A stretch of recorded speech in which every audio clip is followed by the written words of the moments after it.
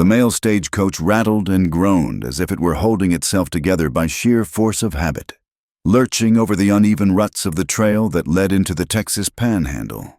It was the year 1878, a time when the edges of the map were still being drawn in ink mixed with blood and dust. Jonah Mercer sat inside, his spine stiff against the worn leather seat, clutching a battered valise that contained nearly 30 years of life, a stack of books, 3 crisp shirts, and a teaching certificate that stated he was qualified to instruct the youth in reading, writing, and arithmetic. He looked out the window. The land here did not welcome strangers. It tolerated them. The earth was the color of dried tobacco, cracked and thirsty, stretching out to a horizon that seemed to retreat the faster they approached it. "Dry Creek, just ahead," the driver shouted from the box, his voice nearly lost to the wind. Jonah adjusted his spectacles. He had come here with a small, foolish hope tucked away in his chest, the belief that teaching a man to read might make him less inclined to cruelty. It was a naive thought, perhaps, for a man who had seen enough of the world to know better. But it was all he had. The town emerged from the heat haze like a collection of wooden teeth set into the jaw of the valley. It was not a grand place. Main Street was a wide strip of beaten earth, flanked by buildings that leaned slightly away from the prevailing wind. There was a saloon that already hummed with the low, angry buzz of afternoon drinkers, a livery stable that smelled of manure and sweet hay, and a church standing stark and white, its steeple pointing at heaven like an accusing finger. And there was the schoolhouse. It sat a little apart from the rest, a single room of unpainted pine, looking lonely and fragile. The coach shuddered to a halt in front of the post office. Dust billowed up, coating Jonah's dark coat in a fine gray layer as he stepped down. He swatted at his sleeves, coughing slightly. The air tasted of grit and cattle. He retrieved his trunk, feeling the weight of the books inside. A few locals paused to watch him. Their eyes were narrowed, not necessarily with malice, but with a deep, habitual suspicion. In Dry Creek, a man in a suit who did not carry a gun was a curiosity, and curiosities were rarely good news. Jonah made his way to the boarding house, a 2-story structure with a porch that wrapped around the front like a welcoming arm. The sign above the door read Finch's Boarding House, the paint peeling but the letters bold. Inside, the air was cooler and smelled of beeswax and baking bread. A woman emerged from the back, wiping her hands on an apron. She was in her 50s, with hair the color of iron and a face that had settled into lines of permanent, weary kindness. "You must be the new teacher," she said. It was not a question. "I am Lottie Finch." "Jonah Mercer." "Ma'am," he said, removing his hat. "I hope you have a room. The district council said arrangements had been made." "They say a lot of things," Lottie said, eyeing his trunk. "Room 4, top of the stairs. It is clean, and the bed is firm. Supper is at 6 o'clock sharp. If you are late, you eat cold beans." Jonah smiled, a small, genuine expression that seemed to surprise her. 6 o'clock. I will be there." Later, as he unpacked his books, placing a worn copy of Shakespeare and a primer on geography on the small bedside table, Lottie appeared at the open door with a pitcher of water. She lingered for a moment, watching him handle the books with gentle fingers. "You like books," she observed. "I believe in them," Jonah corrected gently. "Words have power, Mrs. Finch." Lottie gave a short, dry laugh. She walked to the window and looked out at the street below, where a group of ranch hands were riding past, their voices loud and rough. "In Dry Creek, Mr. Mercer, people respect words well enough," she said, her voice dropping lower. "But they respect power more. And around here, power does not come from books. It comes from water, from land, and from Mr. Silas Crow." Jonah paused, a book in his hand.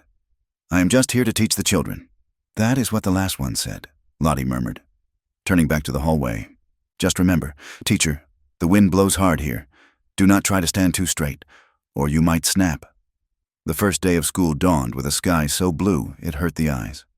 Jonah arrived early, sweeping the dust from the floorboards and writing the alphabet in careful, looping script on the slate blackboard. He wanted the room to feel like a sanctuary, a place where the harsh rules of the frontier did not apply. The children arrived in 2s and 3s, scrubbed clean, but wearing clothes that had been mended many times.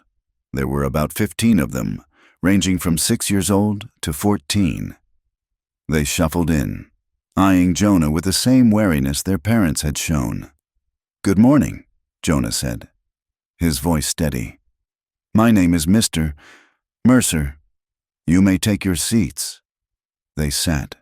The room was silent, save for the shuffling of boots and the buzzing of a fly against the window pane. Jonah began with simple introductions, trying to gauge their skills. He noticed quickly that while some could read a little, many could not write their own names. But what struck him most was the undercurrent of fear. It was not the fear of a strict teacher. It was something deeper, something learned at the dinner table and whispered in bed. It came out when he unrolled a map of Texas. He pointed to the empty spaces to the west. "Does anyone know who lives in these lands?" Jonah asked, trying to spark a discussion on geography. A boy in the front row, Eli, perhaps 10 years old with a shock of corn-yellow hair, shrank back in his seat. "The Indians live there, sir," he whispered. "The Comanches." The words seemed to lower the temperature in the room. A girl 2 rows back shuddered visibly. "My PA says they steal children," another boy piped up, his voice trembling. "He says if you go out past the creek after dark, a Comanche will cut your throat just to watch you bleed." "That is enough," Jonah said, though he kept his voice mild. "We are here to learn geography, not ghost stories." "It ain't a story," the boy insisted, his eyes wide. "They're devils." "Sir, everyone says so. Reverend Buckner says they have no souls." Jonah looked at their faces young, impressionable, and already etched with the deep, inherited hatred of their fathers. He realized then that he was fighting a battle much harder than illiteracy. He was fighting a belief system that relied on fear to keep its shape. "We judge people by their actions," Jonah said firmly, tapping the map. "Not by rumors. Now, let us look at the rivers." They went back to the lesson, but the shadow remained. The word Comanche hung in the air like smoke. 2 days later, Jonah went into town to purchase supplies. The general store was the heart of Dry Creek, smelling of coffee beans, calico, and kerosene. He was examining a tin of biscuits when a commotion outside drew his attention. He stepped onto the wooden boardwalk. A small crowd had gathered near a wagon parked by the water trough. In the center of the circle stood a young woman. She was striking, though not in the way the women of the town were. Her skin was the color of polished copper, and her hair was a long, dark river down her back, tied simply with a strip of leather. She wore a dress made of faded calico, clearly secondhand and slightly too large. But she wore it with a straight-back dignity that made the garment seem irrelevant.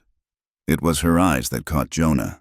They were dark, intelligent, and currently fixated on the store owner, a stout man named Mr. Henderson, who was waving a hand at her as if shooting a stray dog.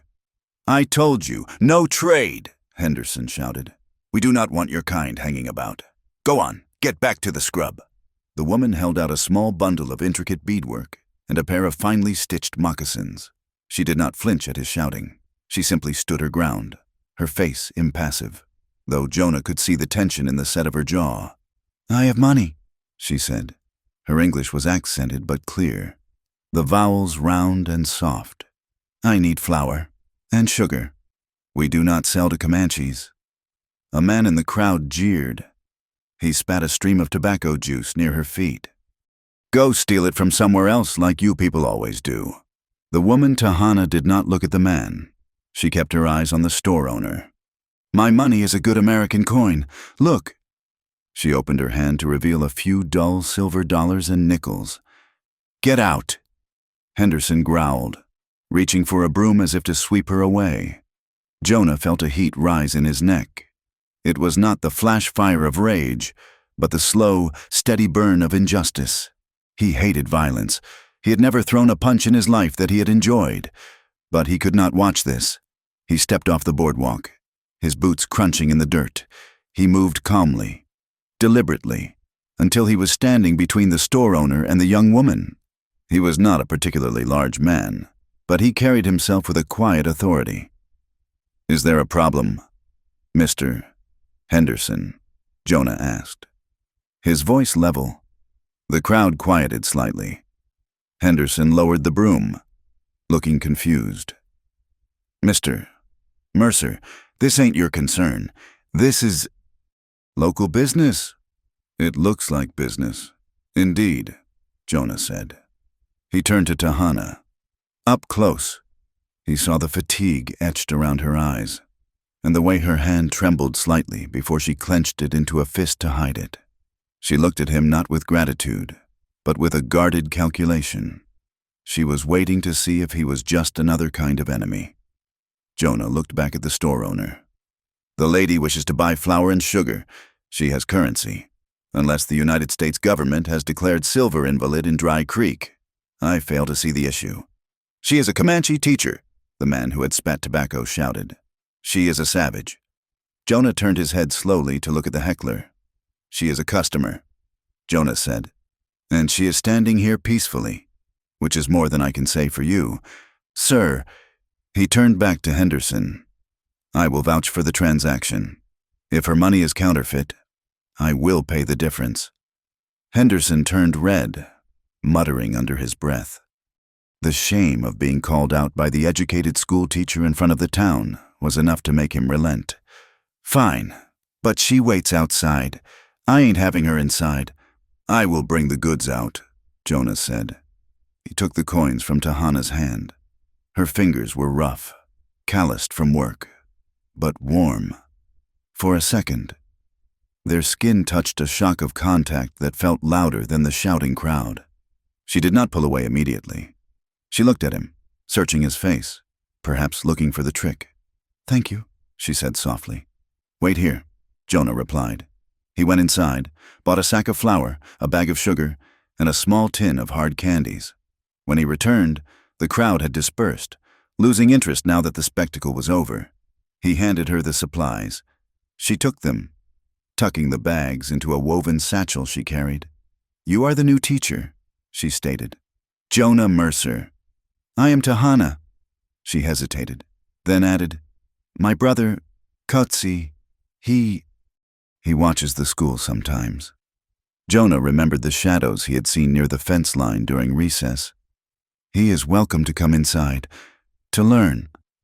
Tahana gave a short, bitter smile. It transformed her face, making her look younger and infinitely sadder. "Inside is not for us, Mr. Mercer.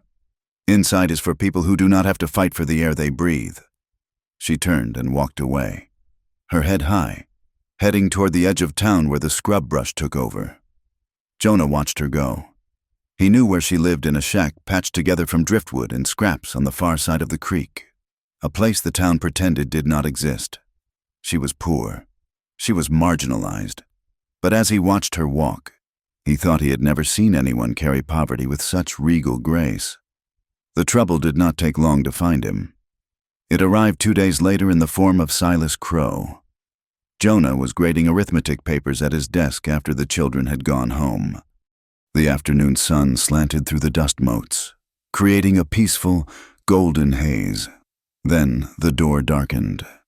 Silas Crow was a large man, built like a bull that had learned to wear a waistcoat. He owned the Double Bar Ranch, the largest spread in the county, and he sat on the school board as its chairman. He entered the schoolhouse not as a guest, but as a landlord inspecting his property. "Mr. Mercer," Crow said, his voice a deep rumble that seemed to vibrate in the floorboards. He removed his hat, revealing a head of thick, silvering hair. "Settling in, I trust." "Mr. Crow," Jonah stood up. "Yes, thank you. The children are spirited." Crow chuckled, a sound devoid of humor. He walked around the room, running a gloved finger along a windowsill. He stopped at the map of Texas. "We like spirit," Crow said, "but we also like order. Dry Creek is a peaceful town. Mr. Mercer, we have worked hard to carve civilization out of this dirt. It requires a firm hand." Jonah sensed the shift in the air. "Is there a specific concern, Mr. Crow?" Crow turned to face him. His eyes were pale blue, cold as winter ice. "I heard about the incident at the store, with the Indian girl. I merely facilitated a purchase," Jonah said carefully. "You publicly shamed a respected business owner to defend a squaw." Crow corrected him, his tone hardening. "Now, you are new here. You do not know the history. You do not know the losses people have suffered because of her kindness. She was buying flour. Mr. Crow, not ammunition." Crow stepped closer, invading Jonah's personal space. He smelled of expensive cigars and bay rum. "It is all the same to them. Listen to me, son. You are here to teach reading and writing. You are not here to teach morality. That is the Reverend's job. And you are certainly not here to confuse the children by showing favor to the enemy." "I show favor to decency," Jonah said, his heart hammering against his ribs, though he kept his hands steady. Crow stared at him for a long moment, assessing him. Then he smiled, a thin stretching of lips. "Keep to the books, Mr. Mercer. The board pays your salary. We would hate to think we hired a man who does not understand the values of this community. Do not get involved with the Comanche, for your own sake." He placed his hat back on his head and walked out. The room felt suddenly cold, despite the afternoon heat, that Sunday. Jonah attended the service at the white-clapboard church. He felt it was expected of him. The pews were packed. Sheriff Talley was there, looking tired and pliable. Silas Crow sat in the front row, his head bowed in a performance of piety. Reverend Hiram Buckner took the pulpit. He was a gaunt man with eyes that burned with a feverish intensity. His sermon was not about love or forgiveness. It was about walls. "The Lord set a boundary for the ocean," Buckner thundered, slamming his hand on the Bible. "He set a boundary for the day and the night, and he sets boundaries for his people. There is the fold, and there is the wilderness. There are the sheep, and there are the wolves." He looked out over the congregation, his gaze lingering for a fraction of a second on Jonah. "We must be vigilant," Buckner cried. "The devil does not always come with horns. Sometimes he comes with a soft voice. Sometimes he comes in the guise of pity. But pity for the wolf is a sin against the sheep. To let the darkness in is to extinguish the light. We must keep our community pure. We must keep our order." "Amen," shouted a few voices from the congregation. Silas Crow nodded solemnly. Jonah sat in the pew, feeling a chill crawl down his spine. The sermon was a weapon. It was a theological justification for hatred, sharpened and polished until it gleamed like righteousness. He realized then that the order Crow spoke of and the purity Buckner preached were the same thing a cage designed to keep power in and everyone else out. And Tahana was on the outside. That night, Jonah could not sleep. He sat by the window of his room at the boarding house, the sash thrown up to let in the night air. The town of Dry Creek was silent, asleep under a blanket of stars so bright they looked like spilled diamonds. Far off, to the west, he could hear the faint, rhythmic rushing of the creek that gave the town its name. It was the only sound in the vast emptiness. He thought of the look in Tahana's eyes, the fierce pride masking the exhaustion. He thought of the way she had protected her brother's dignity by refusing to beg. He thought of Silas Crow's threat, delivered with a smile. Lottie Finch had been right. The wind blew hard here. Jonah looked at his hands. They were stained with chalk dust and ink. They were not the hands of a fighter. He was just a schoolteacher. He wanted a quiet life. He wanted to do his job. But as the wind rustled the dry grass outside, sounding like 1,000 whispering voices, Jonah knew that the quiet life was already gone. He had stepped across a line in the dirt that day at the store. The town was asleep, but the prejudice was wide awake, prowling the streets like a hungry dog. And Jonah had a sinking feeling that he had just made himself its next meal. He took a breath of the sage-scented air and closed the window. He did not know if he could change this town. He did not know if teaching a child to read could stop a man like Crow, but he knew one thing: he would not look away. Not again. The morning sun did not bring its usual clarity to Dry Creek. Instead, it revealed a violation. Jonah Mercer arrived at the schoolhouse at 7 o'clock, his mind occupied with the geography lesson he had planned for the day. He had intended to teach the children about the great oceans, hoping to expand their world beyond the dusty confines of the Texas Panhandle. He carried his satchel in one hand and a small tin of fresh chalk in the other, a meager luxury he had ordered from the city. He stopped 10 feet from the door. The heavy oak door, usually shut tight against the wind, was standing ajar. It swung slightly on its hinges, creaking with a slow, mournful rhythm. Jonah felt a cold knot tighten in his stomach. He stepped forward, pushing the door open fully. The sanctuary of the classroom had been destroyed. The large slate blackboard, the centerpiece of the room and the pride of his teaching tools, lay in ruin. It had been smashed from the center outward, likely by a heavy hammer or a rock. Shards of black slate were scattered across the floor like jagged teeth, but it was the dust that choked the air. Someone had taken every stick of chalk, the supply that was supposed to last 6 months, and crushed it. They had ground it into a fine white powder and flung it everywhere. It coated the desks, the floorboards, and the windowsills. It looked like ash. It looked like the aftermath of a fire that had burned nothing but knowledge. Jonah stepped inside, the crunch of slate under his boots sounding violently loud in the silence. He covered his mouth with a handkerchief against the hanging dust. Then he saw the wall behind the teacher's desk. The words were scrawled in charcoal, thick and angry, the letters uneven and jagged. "Keep her out." Jonah stared at the message. The malice in it was palpable. It was not a prank by a bored child. It was a direct order, a threat carved into the very wood of the schoolhouse. It was a response to his small act of decency at the general store 2 days prior. "Mr. Mercer." Jonah turned. Standing in the doorway was a young boy named Thomas, one of his older students. Behind him, a few other children gathered, their eyes wide and frightened as they peered into the ruined room. "Stay back," Jonah said, his voice hoarse. "Do not come inside. There is glass. There is slate. Everywhere." "Who did this?"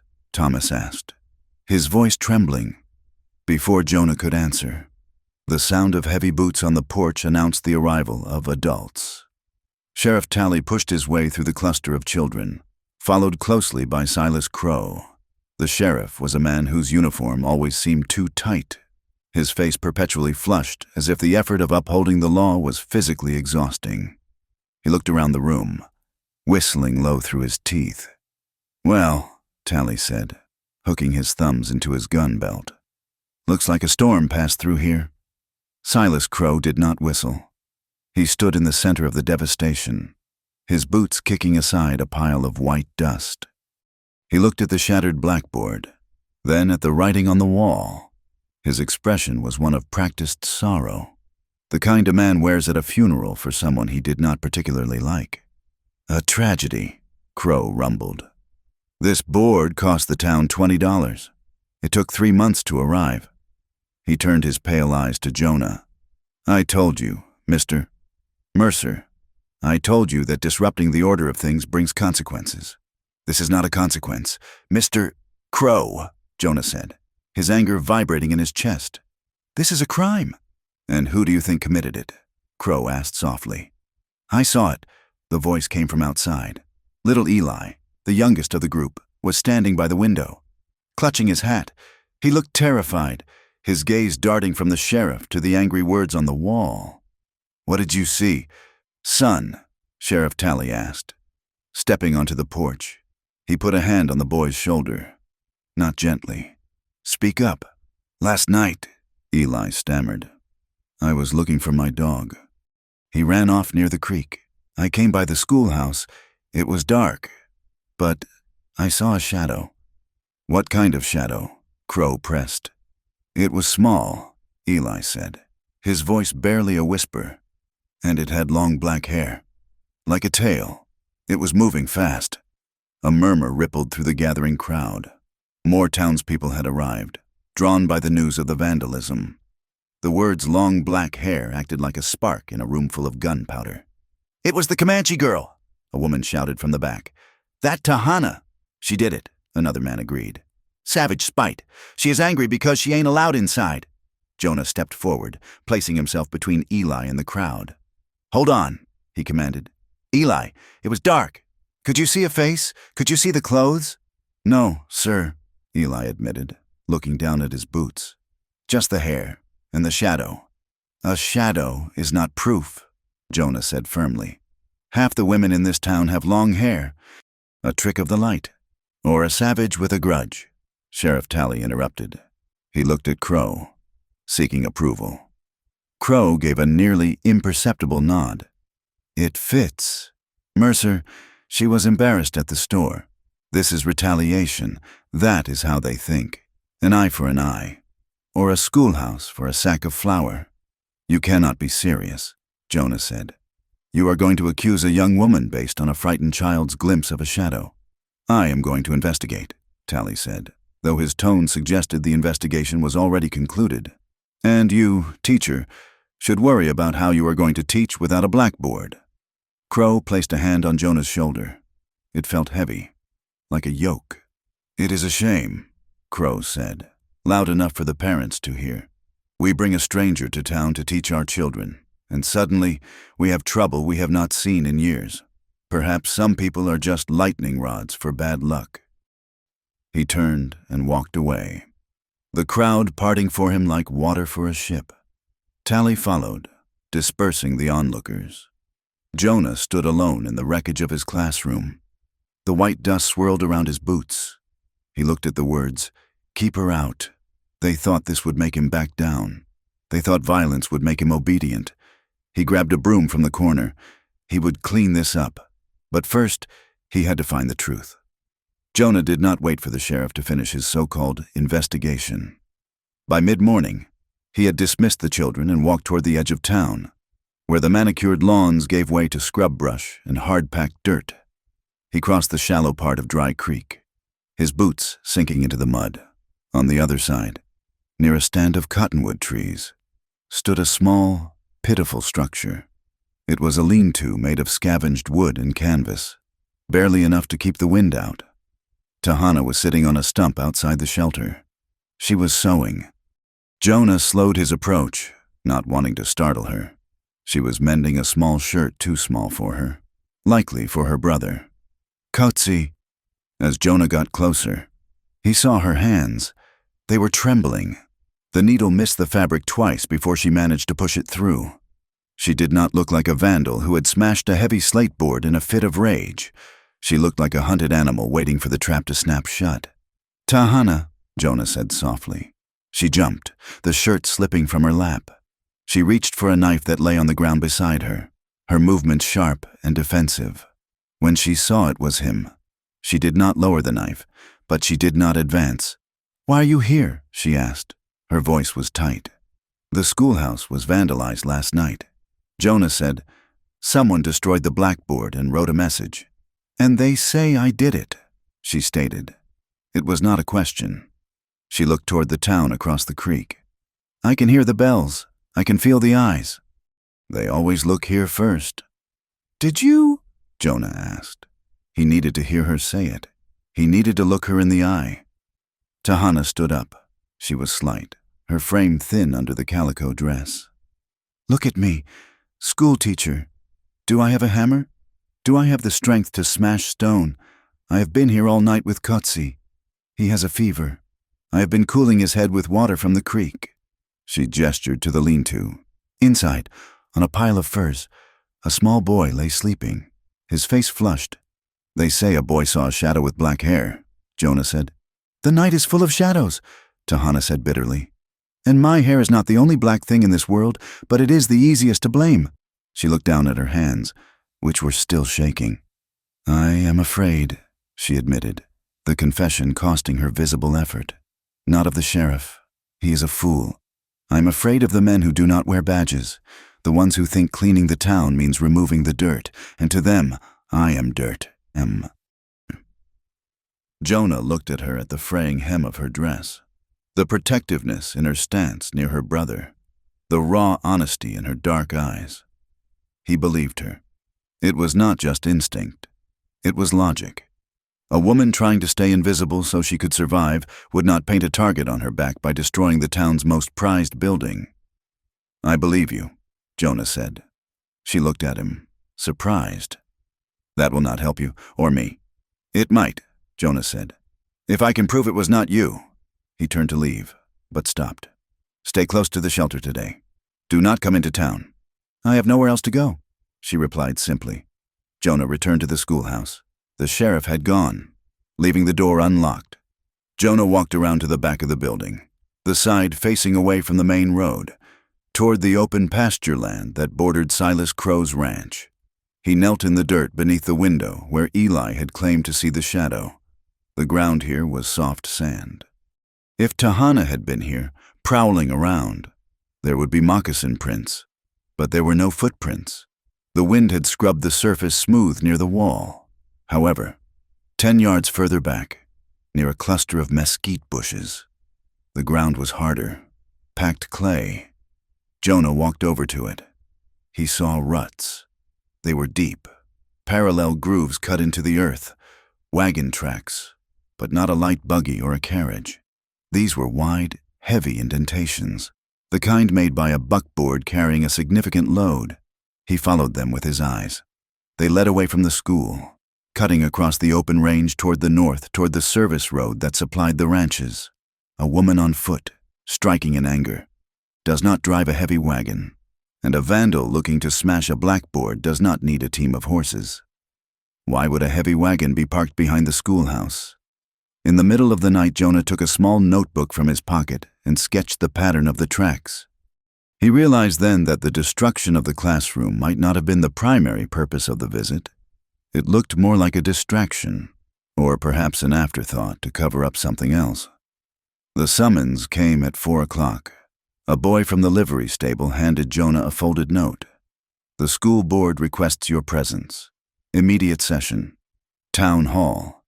The town hall was actually the back room of the church, a space that smelled of old hymnals and stern judgment. When Jonah entered, the 3 members of the board were already seated at a long oak table. Silas Crow sat in the center. To his left was Reverend Hiram Buckner. To his right was Mr. Henderson, the store owner Jonah had confronted. It was a tribunal, plain and simple. "Sit down, Mr. Mercer," Crow said. Jonah sat on the wooden stool provided. It was lower than the chairs the board members occupied. A subtle psychological trick, Jonah noted with a flash of irritation. "We are deeply eager to resolve this morning's incident." Reverend Buckner began. His voice was smooth, like oil pouring over gravel. "The destruction of school property is a grievous sin, but the cause of it is what concerns us most." "The cause was a vandal with a hammer," Jonah said. "The cause," Crow interrupted, "was provocation. We have heard reports, Mr. Mercer, reports that you have been seen conversing with a suspect, that you went to her camp today." "I went to ask her if she did it," Jonah said. "She denied it, and I believe her." "You believe a savage over the word of a Christian child?" Buckner asked, his eyebrows raising. "Little Eli saw her." "Eli saw a shadow," Jonah retorted. "And I saw wagon tracks behind the school, heavy ones. Does Tahana own a freight wagon? Gentlemen, does she own a team of draft horses?" The room went silent. Crow's eyes narrowed slightly, the only sign that Jonah had scored a hit. Henderson shifted uncomfortably in his seat. "Tracks prove nothing," Crow said dismissively. "Ranch hands use that shortcut all the time. Do not try to confuse the issue with irrelevant details. The issue," Buckner took over, leaning forward, "is your judgment. Mr. Mercer, a teacher must be a pillar of moral clarity. He must keep his reputation spotless by associating with elements that cause fear in our children. You are failing in your duty." "Tahana does not cause fear," Jonah said, his voice rising. "She is poor. She is hungry. She is a human being trying to survive. She is a reminder of bloodshed." Buckner slammed his hand on the table. "Our flock remembers the raids. Mr. Mercer, you are new, you do not have the scars. To bring her into your circle to defend her is to invite the wolf into the fold. The blackboard was a message from the community. They are telling you to protect the innocence of the children. Jonah stood up. He could not sit on that low stool any longer. Innocence? Jonah asked, his voice trembling with suppressed anger. You speak of the children's fear. I watched them in class. They are not afraid because of what they have seen. They are afraid because of what they have been told. Children do not hate by instinct. Reverend, they are taught to hate. He looked directly at Crow. And they are afraid because the adults around them teach them that cruelty is a virtue if it is directed at the right target. The silence that followed was absolute. It was the cold, airless silence of a room where a dangerous truth has been spoken. Silas Crow stood up slowly. He towered over the table. You have a dangerous tongue, schoolteacher, Crow said softly. We hired you to teach them to read the Bible and the Constitution. We did not hire you to rewrite their conscience. Consider this a formal reprimand. If you continue to disrupt the peace of Dry Creek, the board will find someone who understands the job better. Am I dismissed? Jonah asked. For now, Crow said. Pray on it, son, before it is too late. Night had fallen by the time Jonah left the church. The air was cool, but his skin felt hot. He walked quickly toward the boarding house, his boots echoing on the wooden planks of the sidewalk. He felt isolated. The town, with its warm yellow windows and murmuring voices, felt like a fortress that had locked him out. He was a stranger now, just as much as Tahana. He turned into the narrow alley that ran between the livery stable and the saloon, a shortcut to Lottie Finch's place. It was dark here, the moonlight blocked by the high walls of the buildings. He heard the scrape of a boot on dirt behind him. Jonah turned, but not fast enough. A hand grabbed his shoulder, spinning him around. Before he could raise his arms, a hard shove sent him stumbling back against the rough wood of the stable wall. The impact knocked the wind out of him. Two figures stood in the shadows. He could not see their faces. They had bandanas pulled up over their noses, but he saw the glint of a knife. Not held to strike, but held to threaten. You talk too much, teacher, one of them rasped. It was a voice trying to sound deeper than it was, but the malice was real. Who are you? Jonah gasped, straightening his glasses, which had gone askew. The man with the knife stepped closer. He pressed the flat of the blade against Jonah's chest, pinning him to the wall. We are the ones who keep this town standing, the man said. We do not need a man from the city telling us how to treat our own. You hold that schoolhouse door open for the wrong people, and you are going to get your fingers shut on it. The second man stepped in. He was big, smelling of stale beer and horse sweat. He leaned in close to Jonah's ear. Teach words. Teacher, the man whispered. Just words. Do not try to teach us how to be human. You might not like the lesson you get in return. The big man drove a fist into Jonah's stomach. It was a precise, calculated blow. It didn't break ribs, but it folded Jonah in half. He collapsed to his knees, gasping for air, retching on the dry dust of the alley. Stay away from the girl, the first man said. Last warning. They turned and vanished into the darkness, leaving Jonah wheezing on the ground. Jonah stayed there for a long time, clutching his stomach, waiting for the world to stop spinning. Pain radiated through his torso. Fear, sharp and cold, flooded his veins. He had never been physically attacked before. The violence of it was shocking the casual ease with which they had hurt him. He could pack his trunk. The morning stagecoach left at 8 o'clock. He could go back to the city, to a library, to a place where ideas were debated with coffee, not knives. It would be easy. No one would blame him. He pushed himself up, his legs shaking. He wiped the dirt from his trousers. He thought of the wagon tracks behind the school. He thought of Crow's cold blue eyes. He thought of Tahana sewing a shirt for her brother, trembling because she knew the world wanted to crush her. If he left, they won. If he left. The keep her out on the wall became the law of the land. Jonah straightened his back. He winced at the pain in his gut, but he stood tall. They wanted him to be afraid. They had succeeded. He was terrified. But as he limped out of the alley and looked toward the distant, dark line of the creek, Jonah Mercer realized something else. Fear was not a reason to quit. It was a reason to pay attention. Someone was using hate to hide something else. The wagon tracks proved it. And he was not going to leave until he found out what was in that wagon. The bruising on Jonah Mercer's ribs was a constant, throbbing reminder of the warning he had received in the alley. But pain had a way of sharpening a man's focus rather than dulling it. 2 days after the assault, Jonah walked into the sheriff's office not to report the crime he knew that would be futile, but to find the one man who might still possess a fragment of a conscience. Sheriff Talley was out, likely drinking coffee at the saloon or turning a blind eye to some minor infraction on Main Street. That left Deputy Jed Larkin alone in the office, polishing a rifle with a rag that looked greasier than the gun. Jed was a young man, barely 25, with a face that had not yet hardened into the mask of indifference worn by his superior. "Deputy," Jonah said, closing the door behind him to cut the noise of the wind. Jed looked up, startled. He saw the faint yellow bruise on Jonah's jawline, the one the schoolteacher had not managed to hide completely. Jed looked away, focusing intently on the rifle barrel.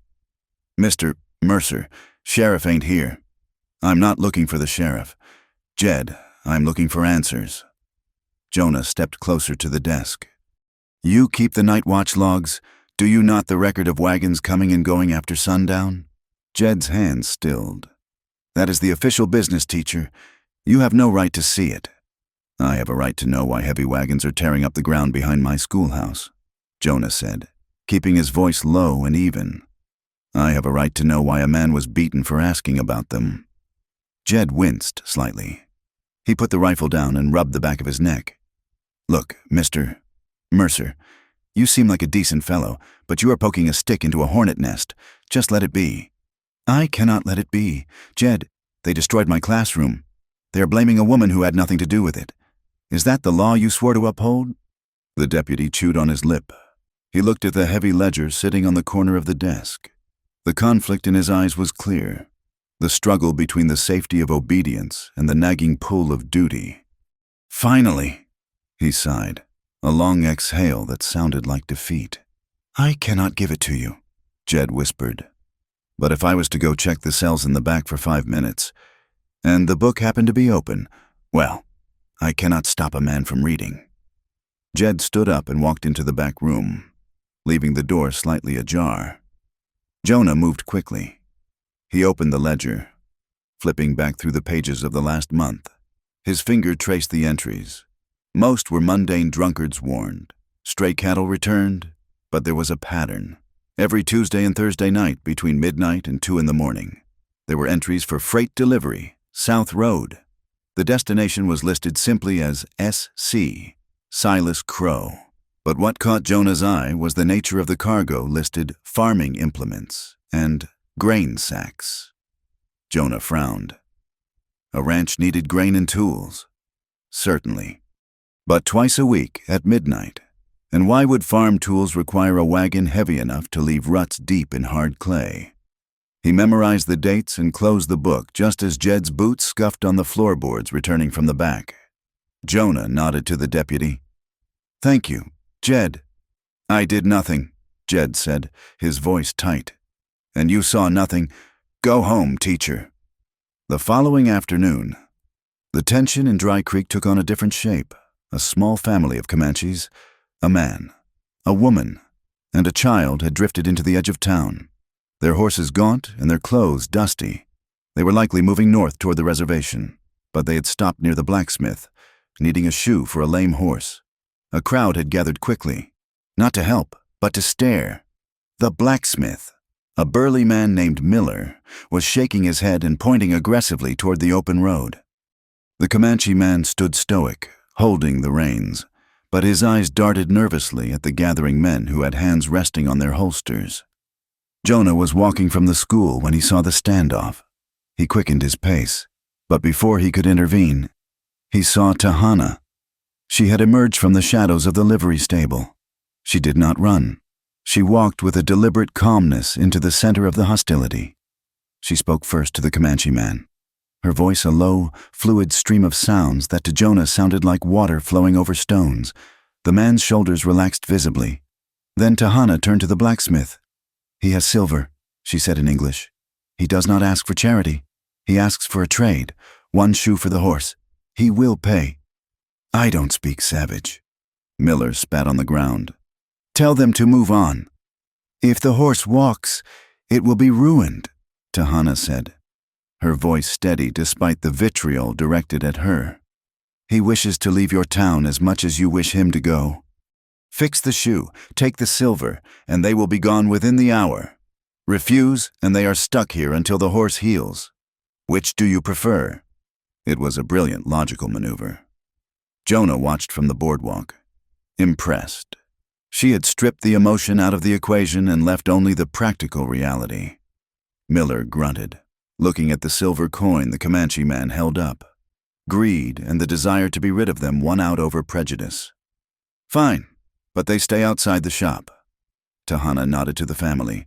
She stayed while the work was done, acting as the silent anchor in the storm. When the horse was shod and the family mounted to leave, the Comanche woman looked at Tahana and touched her own heart. Tahana returned the gesture, a small, subtle movement. As the crowd dispersed, grumbling but incident-free, Jonah stepped off the boardwalk. Tahana saw him. For a moment, her guard was down, and he saw the relief washing over her.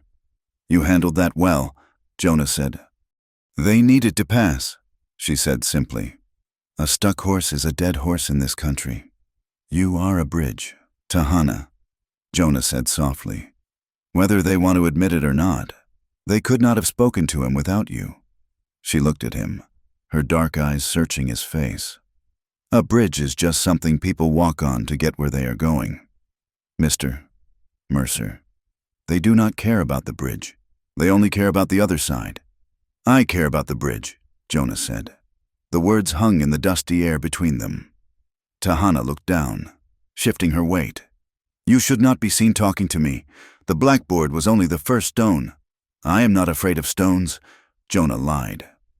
He was terrified, but he found that standing near her made the fear manageable. The schoolhouse had been cleaned, though the ghost of the white dust still lingered in the cracks of the floorboards.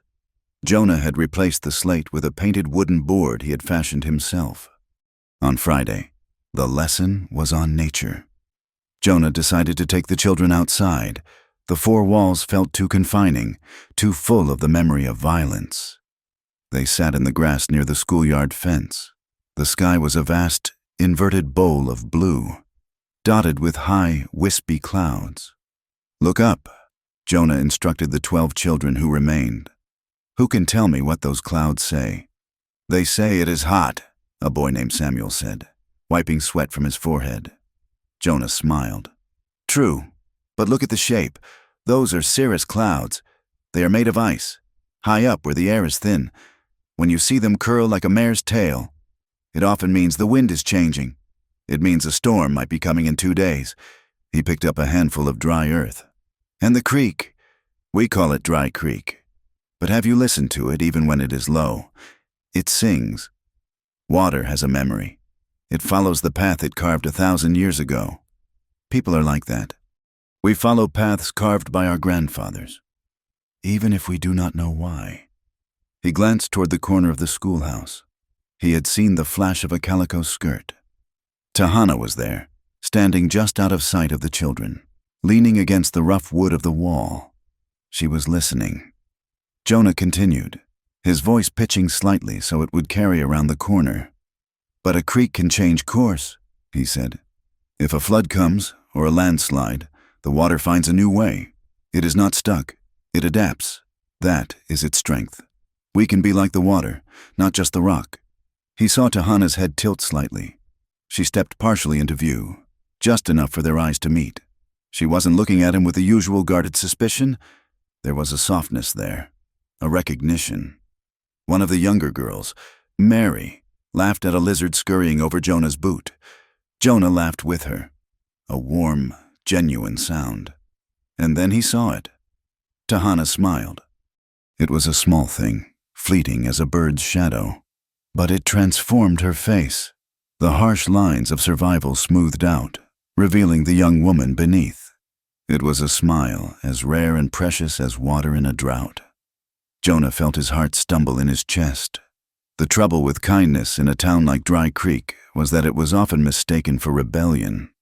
Jonah had begun teaching Coetzee in the evenings. It had started innocently enough.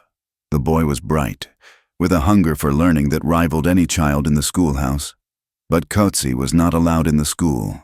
So, Jonah brought the school to him. They sat on the back porch of Lottie Finch's boarding house, hidden from the main street by a trellis of withered vines. Jonah had given Coetzee an old primer and a slate.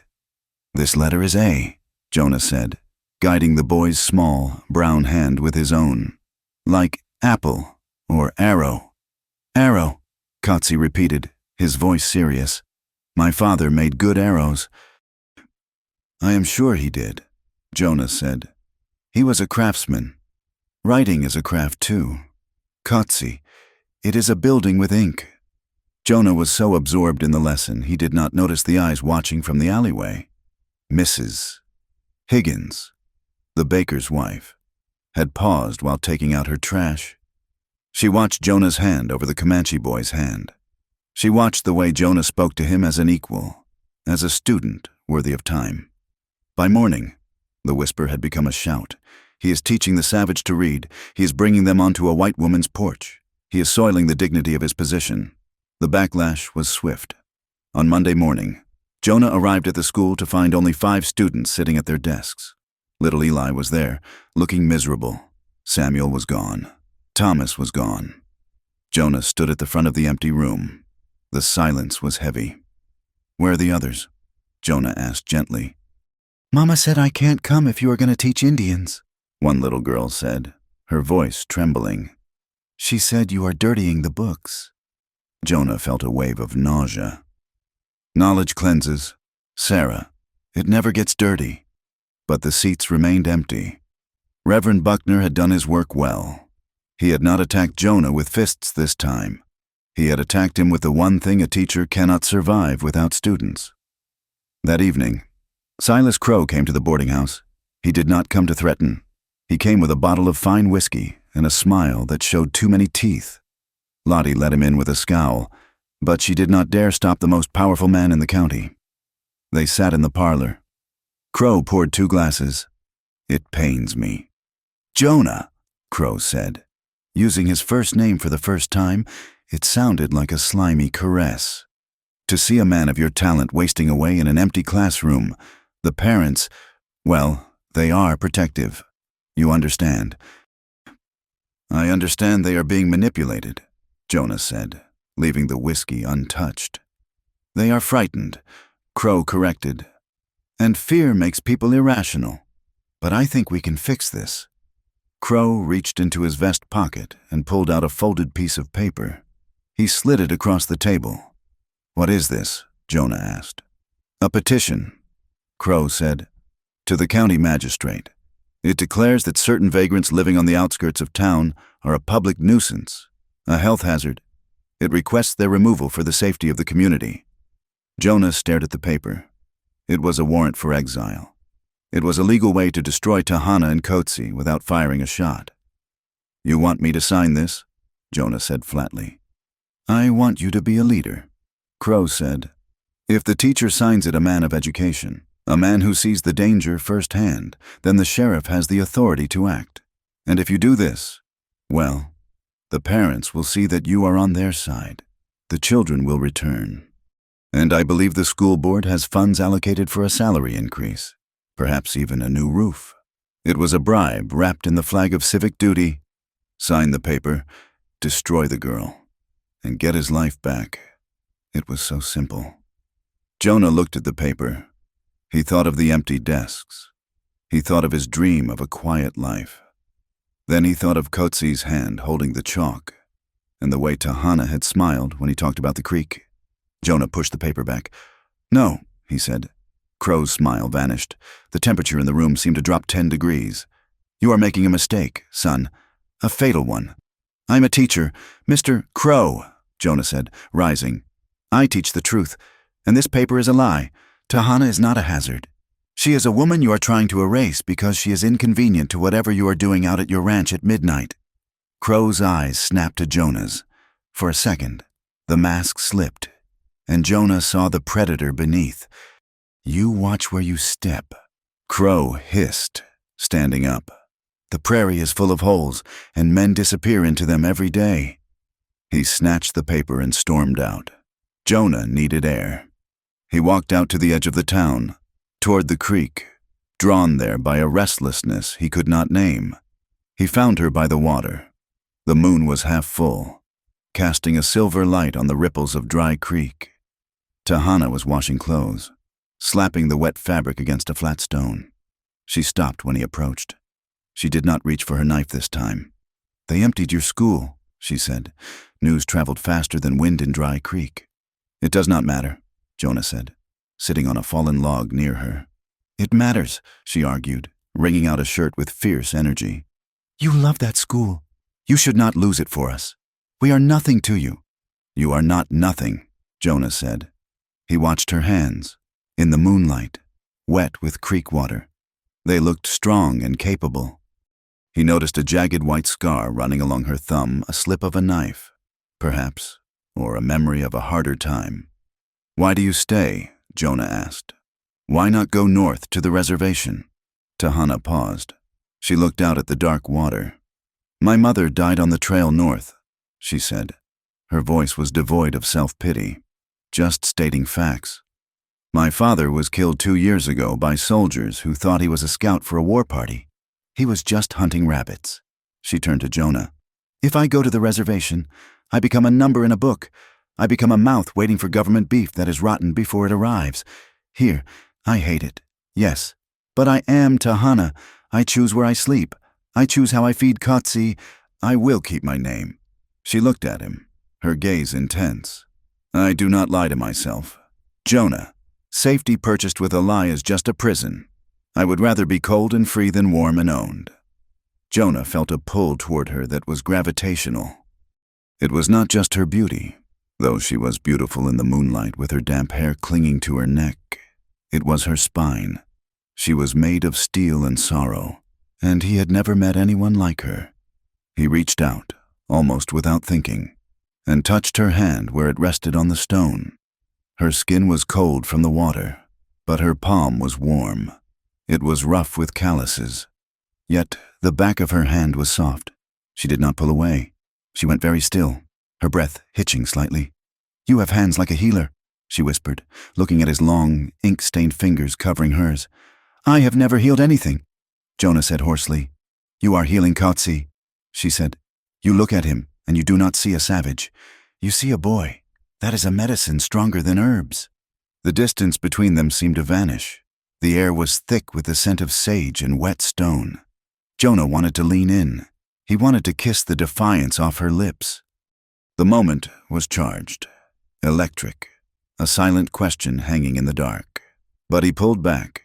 He respected her too much to make her a secret in the dark. Another thing to be hidden. I will not sign their paper, Jonah said, his voice rough. I will not let them drive you out. Tahana looked at him, her eyes wide. She understood what that cost him. Then you must be ready to fight, Schoolteacher, because Silas Crow does not like to lose. The next day, Jonah stayed late at the schoolhouse. He told himself he was preparing lessons for the 5 students he had left. But in truth, he was looking for the reason behind the hate. Crow's reaction to the mention of the midnight wagons had been too sharp. The vandalism, the campaign against Tahana, it was all too loud. It felt like a distraction. Jonah went into the small storage closet at the back of the room. It was filled with old primers, broken slates, and a few boxes of supplies left by the previous teacher. He began moving boxes, checking the floorboards. Nothing. He reached up to the high shelf, where a stack of dusty geography maps were rolled up. As he pulled them down, something fluttered to the floor. It was a slip of paper, small, yellowed, and crumpled, as if it had been shoved behind the maps in haste. Jonah picked it up. He held it to the light of the lantern. It was a bill of lading, a receipt. Received 10 crates. Mark U.S. Army surplus. Contents carbines. Model 1873. The date was from 3 months ago, but it was the signature at the bottom that made Jonah's blood run cold. It wasn't signed by the previous teacher. It was signed by an alias, but the stamp next to it was unmistakable. It was the brand of the Double Bar Ranch, and the location of delivery was listed as Dry Creek Schoolhouse, Storage B. Jonah lowered the paper. The schoolhouse. They weren't just using the school to teach children. They were using it as a dead drop. The farming implements in the logbook were guns. Silas Crow was trafficking stolen army weapons, moving them through the town under the cover of night, hiding them in the one place no one would think to look the sanctuary of childhood. And the Comanche problem. It was a perfect cover. If people were looking at Tahana, terrified of a savage uprising, they wouldn't be looking at the wagons rolling into the ranch. They wouldn't notice that the man preaching order was arming the chaos. Jonah folded the receipt and put it in his breast pocket, right over his heart. He had the truth now, but in Dry Creek, the truth was not a shield. It was a target. The receipt burned in Jonah Mercer's pocket like a live coal. It was no longer just a scrap of paper. It was a map to the rot at the heart of Dry Creek. He met Tahana shortly after sundown, near the old willow stump where the creek bent sharply away from the town. The moon was obscured by a thick blanket of clouds moving fast from the north, promising weather that had teeth. "Are you sure about this?" Tahana asked. She was adjusting the cinch on her horse, a piebald mare that looked rough but stood with the quiet alertness of a creature that had survived hard winters. "The receipt proves they moved guns through the school 3 months ago," Jonah said. He struggled to mount the horse he had rented from the livery stable, a sullen gelding named Buster. "But the ledger Jed showed me says the wagons are still running. They go to the north section of the Double Bar Ranch. That is where the old hay barns are. Silas Crow has men who ride that perimeter," Tahana warned. She swung into her saddle with a fluidity that made Jonah feel clumsy and stiff. "If they catch us, they will not ask for a hall pass. Then we must not get caught," Jonah said, settling himself. "I need to know if the crates are there. If I can prove he is storing illegal munitions, the federal marshal in Amarillo will have to listen." They rode out, leaving the sleeping town behind. The darkness of the prairie was absolute, a heavy velvet curtain that swallowed sound. Jonah followed Tahana. He had to. Without her, he would have been lost within 20 minutes. She navigated not by landmarks, which were invisible in the gloom, but by the feel of the wind and the subtle shifts in the terrain. The wind picked up as they rode north, cutting through Jonah's wool coat. It carried grit fine, stinging sand that tasted of ancient stone. This was the rising action of the land itself, the earth waking up to challenge them. "Keep your head down," Tahana called back softly, her voice carried away almost instantly by the gust. "The wind carries sound. We are close." They slowed their horses to a walk. Ahead, the silhouette of a large structure loomed against the slightly lighter gray of the horizon. It was the North Barn, a massive cathedral of timber used for storing winter feed. They dismounted 100 yards out, tethering the horses in a shallow ravine filled with mesquite brush.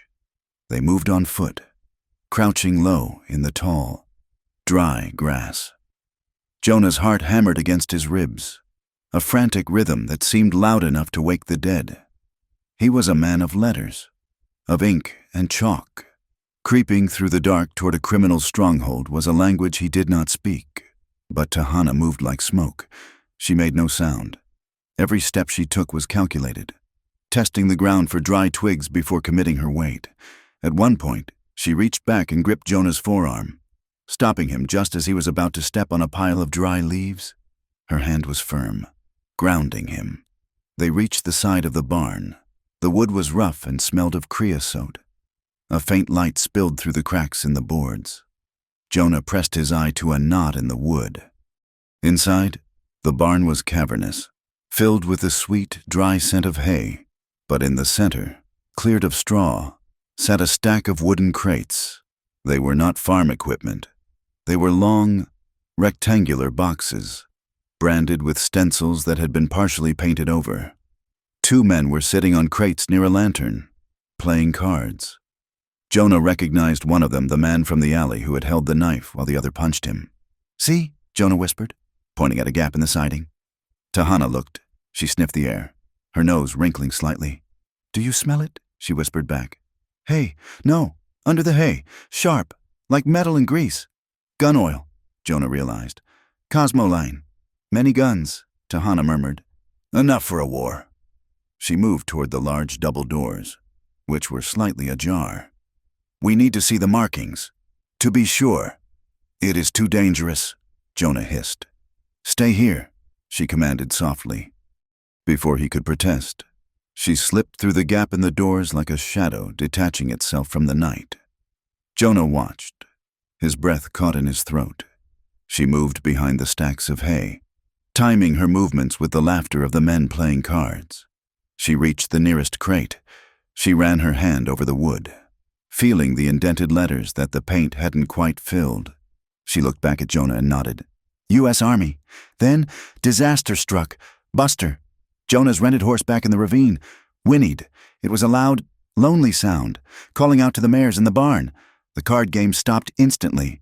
"What was that?" one man said, standing up and drawing his revolver. "Horse," the other said. "Sounded close." Tahana froze. She was exposed, 10 feet from cover. "Check it out," the first man ordered. Jonah did the only thing he could think of. He couldn't let them find her. He grabbed a loose rock from the ground and hurled it with all his might against the far side of the barn wall, away from where Tahana was hiding. Thwack! The sound was sharp and loud. The men spun toward it. "Over there!" Tahana used the distraction to sprint back to the door. She grabbed Jonah's sleeve. "Run!" They scrambled away from the barn, abandoning stealth for speed. Behind them, the barn doors threw open, spilling yellow light onto the grass. "Hey, someone's here! Get the horses!" Jonah and Tahana reached the ravine, their boots sliding on the loose shale. They threw themselves into the saddles. Jonah fumbled with the reins, his hands shaking, but Tahana slapped his horse on the rump, sending it scrambling up the bank. They galloped into the dark. It was a ride of pure terror. The ground was uneven, riddled with gopher holes and hidden rocks. Jonah gripped the saddle horn, letting the horse find its way, praying he wouldn't be thrown. Behind them, he heard shouts and the crack of a pistol once, twice. The bullets went wide, lost in the wind, but the sound was enough to make his blood turn to ice. "To the creek!" Tahana shouted. "They cannot track us in the water."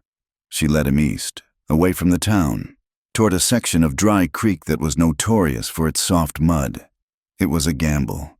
If the horses bogged down, they were caught. They hit the water on a run. Spray flew up, cold and shocking. The horses stumbled, fighting the sucking mud. "Keep moving," Tahana yelled, her voice fierce. "Do not let him stop." Jonah kicked his heels into Buster's sides. The horse groaned, lunging forward. They splashed through the shallows, the water churning white around the horse's knees. They followed the stream bed for a mile, letting the water wash away their trail, before scrambling up the opposite bank into a dense thicket of scrub oak. They rode for another 20 minutes in silence, listening for pursuit. But the wind was the only sound.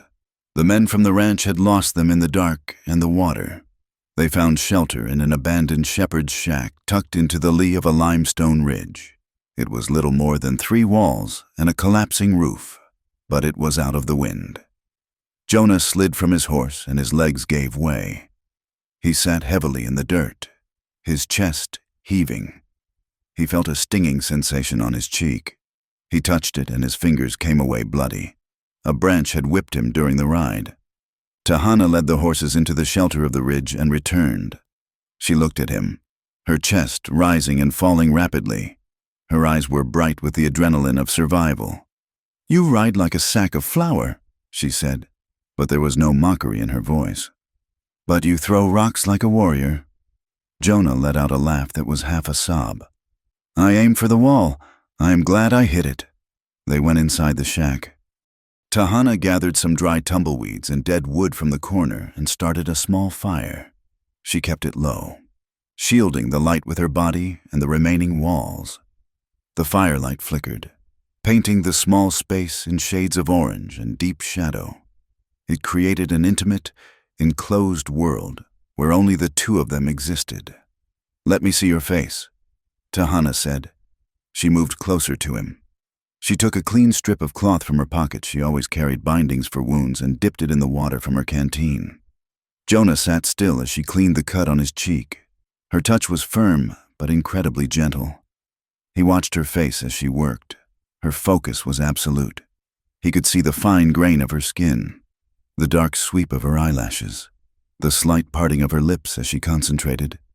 "It is not deep," she said softly. "It will heal."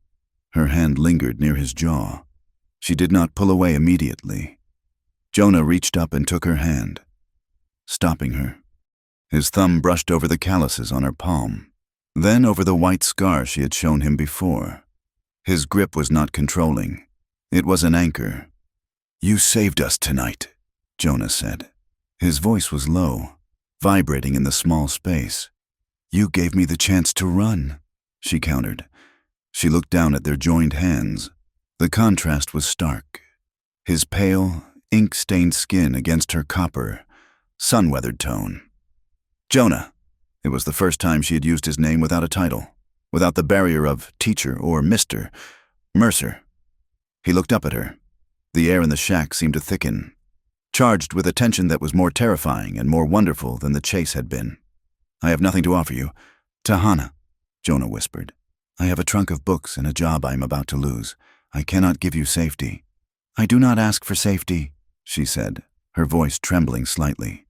"Safety is a myth for people like me." She leaned in closer. The smell of sage, gun oil, and rain-scented wind clung to her. "But I'm afraid, Jonah." "Of Silas." "No." She shook her head. Her eyes were wet, reflecting the dying embers of the fire. "I am afraid of being the story they tell about you. I am used to being the villain in their tales. I am the savage, the beggar, the thief. I can carry that, but I do not want to be the stain on your name. You are a good man. If you are with me, you become dirty to them." Jonah felt a fierce ache in his chest. He moved his hand from hers to cup her face, his thumb tracing the line of her cheekbone. "Listen to me," he said, his voice fierce and steady. "They are the ones who are dirty. They hide guns in hay and hate in Bibles. You are the most honest thing I have found in this whole wretched territory." He leaned his forehead against hers. They breathed the same air, sharing the heat of the fire and the heat of their bodies. "I would rather be ruined with you," Jonah whispered, "than respected by them." Tahana let out a soft sound, half sigh, half sob. She turned her face into his palm and kissed the center of his hand.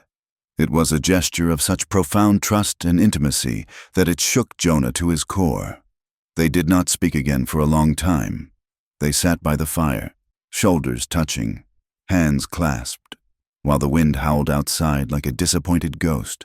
They did not cross the final line. There was no bed, no promise of tomorrow, but in the way they held each other, the way their breathing synchronized in the dark, they were married in spirit, if not in flesh. Morning brought the dust. It didn't come with the sun. It came instead of the sun. The wind had shifted during the night, bringing a wall of red earth down from the plains. When they stepped out of the shack, the world had disappeared. Visibility was less than 5 feet. The air was thick, brown, and choking. It stung the eyes and coated the tongue with the taste of copper. "A duster!" Tahana shouted over the roar of the wind. She pulled her scarf up over her nose and mouth. "We have to move. If we stay, the horses will suffocate." "We cannot see the trail," Jonah yelled back, shielding his eyes. "I do not need to see it." Tahana grabbed his arm. "Trust me. Tie your lead rope to my saddle. Do not let go. If we get separated, we die." Jonah nodded. He tied Buster's lead rope to the pommel of Tahana's saddle with a double knot. He mounted up, wrapping his own scarf around his face until only his eyes were visible behind his spectacles. The ride back was a nightmare of a different kind. There was no enemy to shoot at, only the indifferent, crushing weight of nature. The wind tried to push them off the horses. The dust filled Jonah's ears, his nose, his pores. He was blind, floating in a sea of brown, abrasive fog. He watched the vague shape of Tahana ahead of him. She was slumped forward against the wind, but she never hesitated. She stopped occasionally, waiting for the wind to lull, looking at the ground, feeling the direction of the scrub brush growth. She was navigating by the lay of the land, by instincts honed over generations of ancestors who had survived this country before a single fence was built. Jonah realized then how useless his books were here. Shakespeare could not find north in a dust storm. Geography maps could not tell you where the ravine dropped off. He was entirely in her hands. He had to surrender his control, his masculine need to lead, and simply follow. He learned to trust her. Every time the rope went taut, he followed. Every time she stopped, he stopped. It took 4 hours to cover what had been a 1-hour ride. When the buildings of Dry Creek finally loomed out of the brown haze, they looked like tombstones. Jonah and Tahana rode down Main Street, the only moving things in the storm. They were a sight to behold, covered in dust from hat to boot, looking like statues made of clay. They were exhausted, their horses' heads hanging low, and they were together. The storm had kept most people indoors, but faces appeared at windows. Curtains twitched, Mrs. Higgins at the bakery saw them. Mr. Henderson at the store saw them. They saw the schoolteacher and the Comanche woman riding in from the wilderness, clearly having spent the night together. They saw the rope connecting their horses, a physical link that looked undeniably like a bond. By the time Jonah dismounted at the livery stable and helped Tahana down her legs, buckling slightly from exhaustion, the story had already been written, printed and distributed in the minds of the town. It wasn't a story about a brave investigation into illegal arms. It was a story about sin. Jonah walked Tahana to the edge of town, ignoring the stares of the few men braving the wind. "Go to your brother," he said, his voice raspy from the dust. "Stay there. Do not open the door for anyone but me." "And you?" she asked, her eyes red-rimmed but steady. "I have to go to the schoolhouse," Jonah said. "I have to face them." He walked to the school, the wind pushing at his back. When he arrived, the door was unlocked. Inside, sitting at Jonah's desk, was Silas Crow. He was smoking a cigar, the smoke mixing with the lingering dust in the air. "Rough night, Mr. Mercer?" Crow asked pleasantly. He didn't look angry. He looked triumphant. "I know about the guns." "Silas," Jonah said, leaning against the door frame for support. "I saw them. North Barn. U.S. Army carbines." Crow chuckled. He tapped ash onto the floor. "You saw farming equipment, Jonah. And in this storm, visibility is tricky. A man sees what he wants to see." Crow stood up and walked over to the window, looking out at the brown, swirling world. "But do you know what the town saw?" Crow asked softly. "They saw their moral compass riding in from a night of debauchery with a savage. Reverend Buckner is already preparing a sermon on the corruption of the flesh. It will be a powerful one." Crow picked up a piece of paper from the desk and held it out. "This is from the school board. An emergency session was held this morning. In your absence, you are suspended, effective immediately, pending a formal hearing on your moral conduct." Jonah took the paper. It felt light, insignificant. "You cannot fire me for saving my own life in a storm." "We are firing you for fornication, Mr. Mercer," Crow said, his voice hard as iron, "and for abandoning your post to play Indian in the dirt." He walked to the door, stopping next to Jonah. "Here's the reality," Crow said. "You have no job. You have no money. You have no friends, except a deputy who is too scared to speak, and a woman who is about to be run out of the county." Crow leaned in close. "Pack your trunk. Catch the stage on Monday. If you are still here on Tuesday, well, the town is very angry. I cannot promise I can hold them back. Accidents happen when emotions run high." Crow stepped out into the wind, leaving Jonah alone in the classroom. Jonah looked at the suspension notice. Then he reached into his pocket and touched the crumpled receipt. He had lost his job. He had lost his reputation. He was facing a town that wanted blood. But as he stood there, tasting the dust and the fear, Jonah realized he felt strangely light. The worst had happened. They had taken everything they could take, everything except the truth, and everything except her.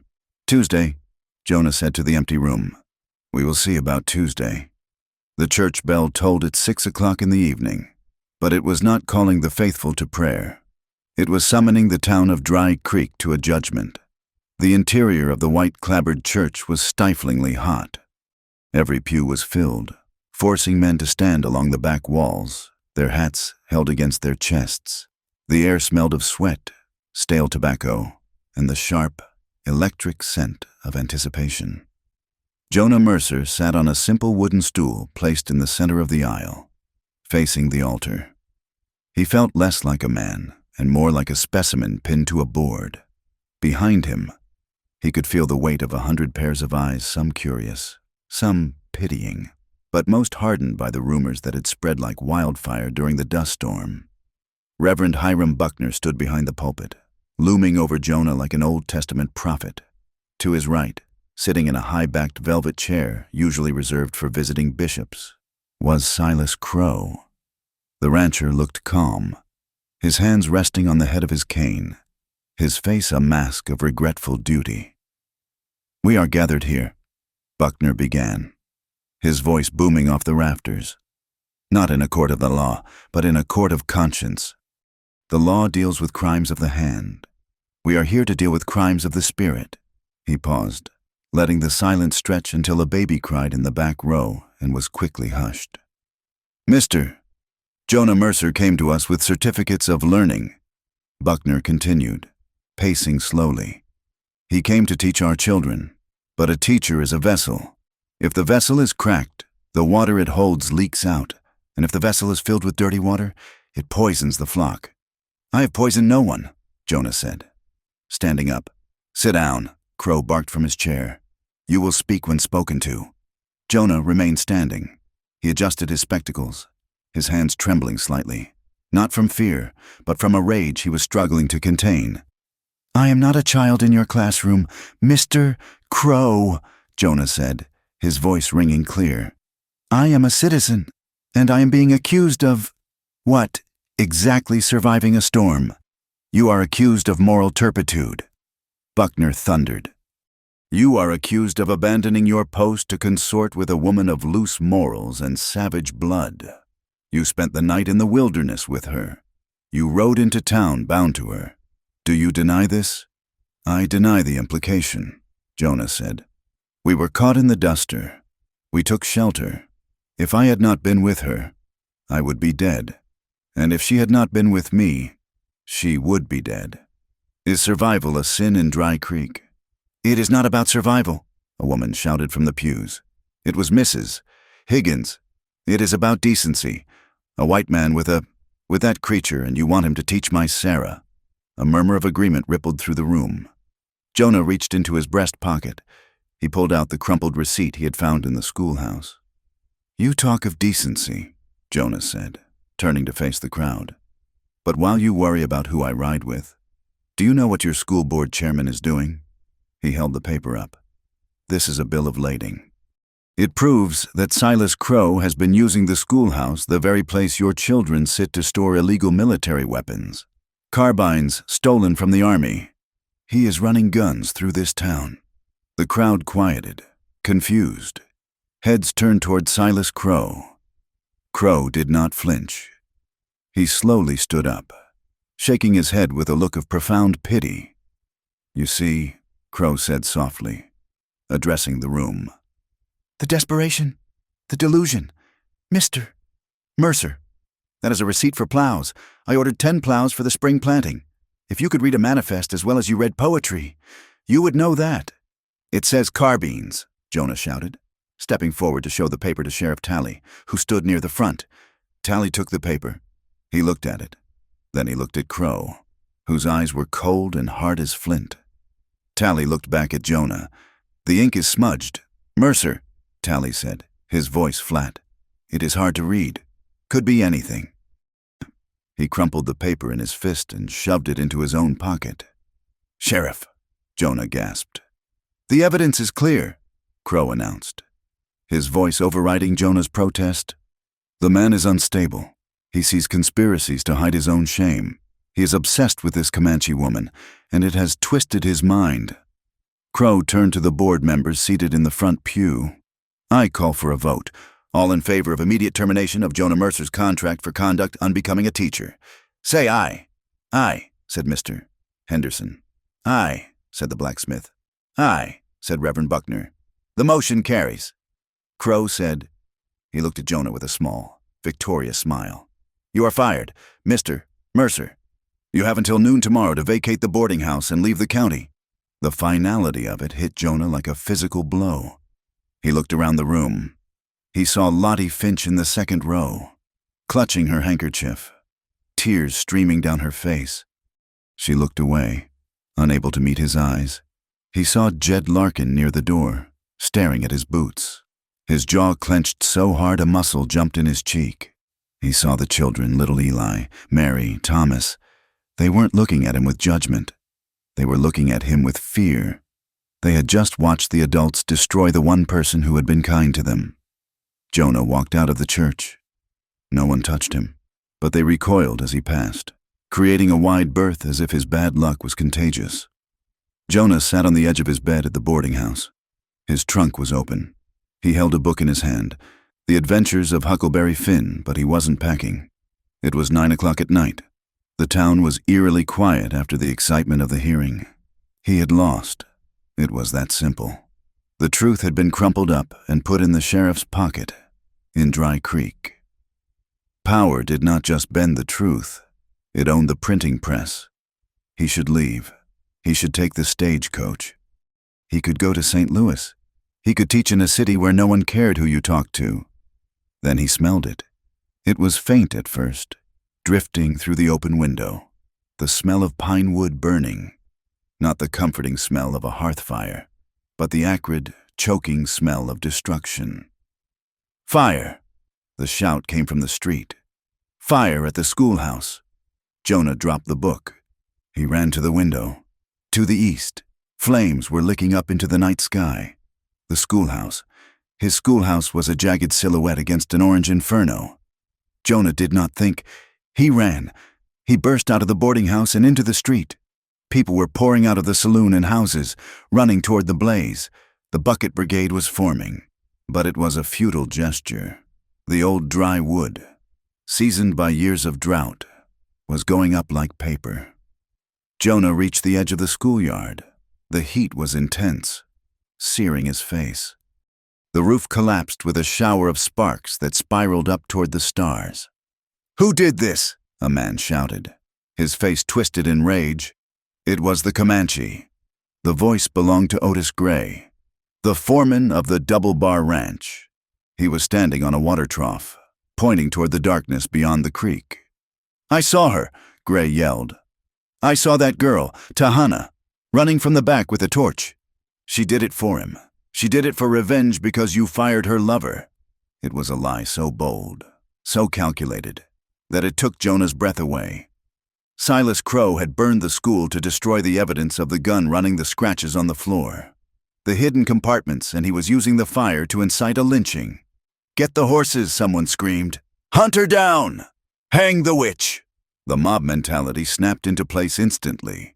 It was a terrifying transformation. Men who were bakers and fathers and farmers suddenly became a single, mindless organism, hungry for blood. They ran for the stables, for their guns. Jonah scanned the crowd. He saw Silas Crow standing near the sheriff, watching the fire with a grim satisfaction. Crow wasn't running. He was conducting. Jonah turned and sprinted. Not toward the fire, but toward the creek. He had to get to her first.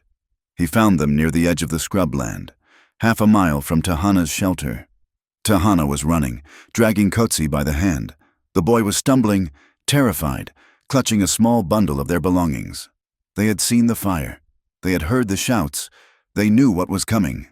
"Tahana!" Jonah hissed from the shadows of a mesquite bush. She spun around, a knife already in her hand.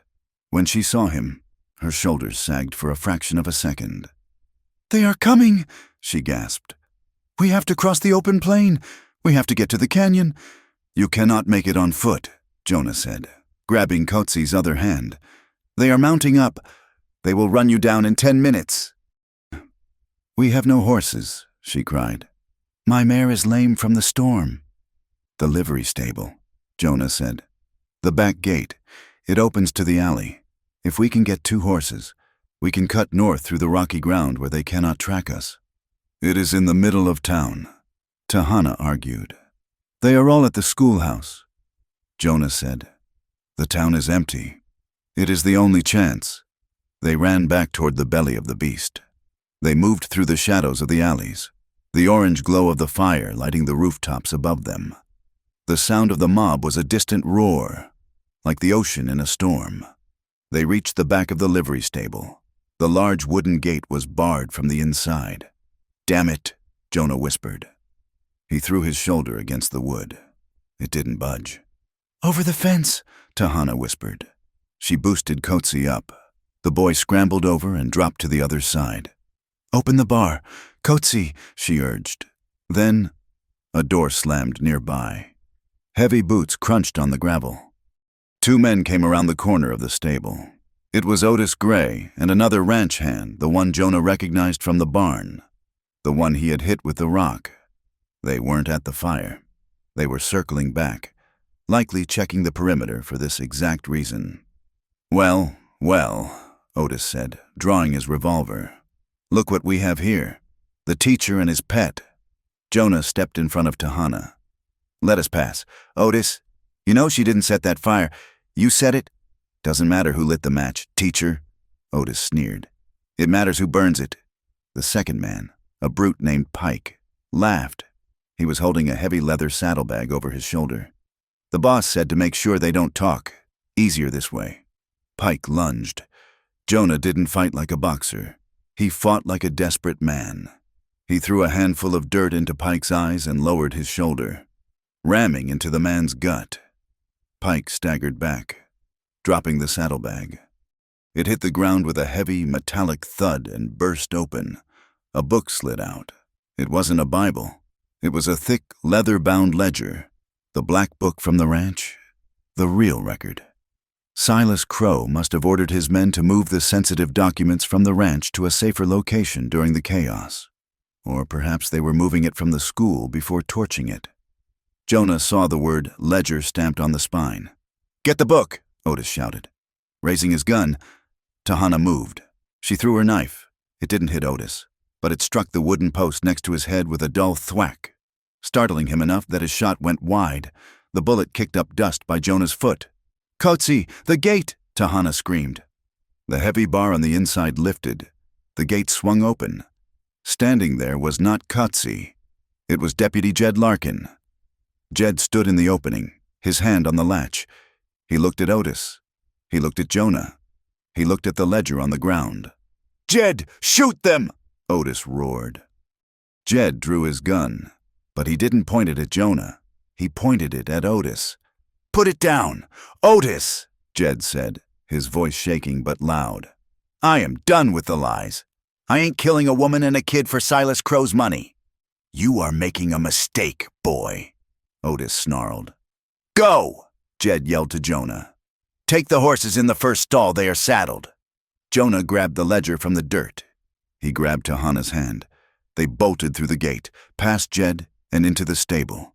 Thank you, Jonah gasped as he passed the deputy. Get out of here, Jed said. I will hold them. Jonah and Tahana grabbed 2 horses, a roan and a gray. They didn't bother with stirrups. They swung up and kicked the horses into a gallop. They burst out of the front of the livery stable and onto Main Street. But they were too late. The fire at the schoolhouse had burned down to embers, and the mob was turning back toward the town. They saw the 2 riders emerging from the stable. There they are. Stop them! 50 men turned their horses. Sheriff Talley was in the lead. Silas Crow was there, on a massive black stallion. Ride! Jonah shouted. They galloped west, toward the open pasture land. But the mob had fresh horses, and they had the angle. They cut off the route to the canyon. They cut off the route to the creek. Jonah and Tahana were forced toward the town square, the open space in front of the church. They pulled up their horses as they realized they were trapped. Behind them was the church. In front of them, filling the street and the side alleys, was the mob. Torches flickered, casting long, dancing shadows. The faces of the men were twisted with hate and the thrill of the hunt. Silas Crow rode to the front. He looked at Jonah, then at the ledger tucked under Jonah's arm. His eyes narrowed. He knew what that book was. Nowhere to run. "Teacher," Crow said, "hand over the girl, and the book, and maybe we let you walk away." Jonah looked at Tahana. She was sitting straight on her horse, her chin high, but he could see the terror vibrating in her hands gripping the reins. She was ready to die. She expected to die. Jonah looked at the mob. He saw the parents of his students. He saw the baker. He saw the blacksmith. If they ran, they would be shot in the back. If they surrendered, they would be lynched in the dark. Jonah felt a strange clarity settle over him. The fear evaporated, replaced by a cold, hard resolve. He was done running.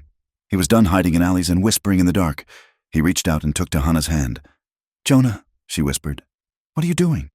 "I'm changing the lesson," Jonah said. He squeezed her hand tight.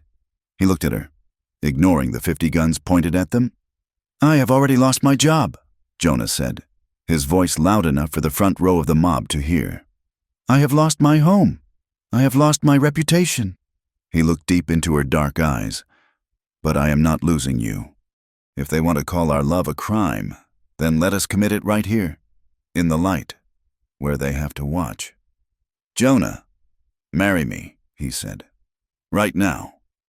Tahana stared at him. Then, slowly, a fierce smile broke through her fear. She squeezed his hand back. "Yes," she said. Jonah turned his horse to face the mob.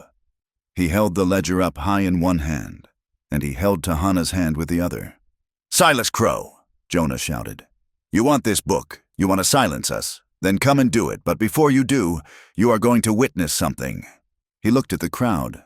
"You say I'm unfit, you say she is a savage. Then watch a man choose love over your hate, watch us." The mob hesitated. They had expected a chase. They had expected begging. They did not expect this defiance. Silas Crow's hand drifted toward his holster. "Kill them," he muttered to Otis. But before Otis could raise his gun, the church doors behind Jonah and Tahana opened. Lottie Finch stepped out.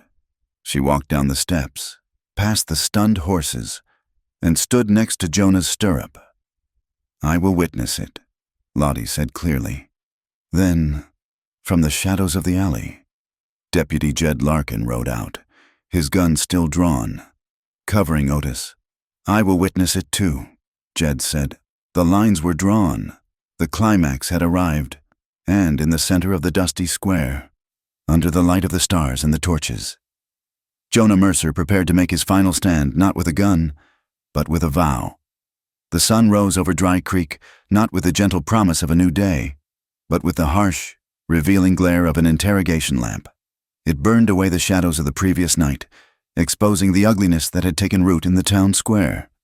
The standoff had lasted through the hours of darkness, an uneasy stalemate held together by the barrel of Deputy Jed Larkin's revolver and the stubborn presence of Lottie Finch.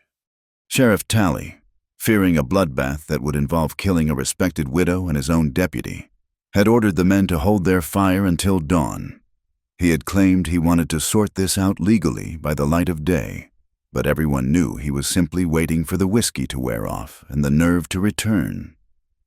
Now, at 8 o'clock in the morning, the town had gathered again. They were not the frenzied, torch-wielding mob of the night before. In the daylight, they were farmers, shopkeepers, and fathers. They looked tired, dusty, and uncomfortable. But they did not leave. The rumor had spread that the teacher was going to be arrested, or perhaps hanged, for treason and inciting a riot. Jonah Mercer stood in the center of the square, directly in front of the church steps. He had not slept. His face was pale, his spectacles were dusted with grit, and his shirt was torn at the shoulder. But he stood with a posture that made him look a foot taller than his 5'9" frame. In his left hand, he gripped the black leather ledger. His knuckles were white. In his right hand, he held the hand of Tahana. She had changed. During the long, tense hours before dawn, Lottie Finch had slipped away and returned with a dress. It was a simple thing, made of blue calico, patched in places but clean. It had belonged to Lottie's daughter, who had died of fever 10 years ago. It did not fit perfectly, it was a little loose at the waist, but Tahana wore it like armor. Her hair was braided back, revealing her face fully. She did not look at the ground. She looked at the crowd, her dark eyes scanning the faces of the people who had wanted to hunt her down. Silas Crow sat on his horse 10 yards away, flanked by Otis Gray and Sheriff Talley. Crow looked immaculate, freshly shaved, his confidence restored by the sunrise. He believed the daylight favored him.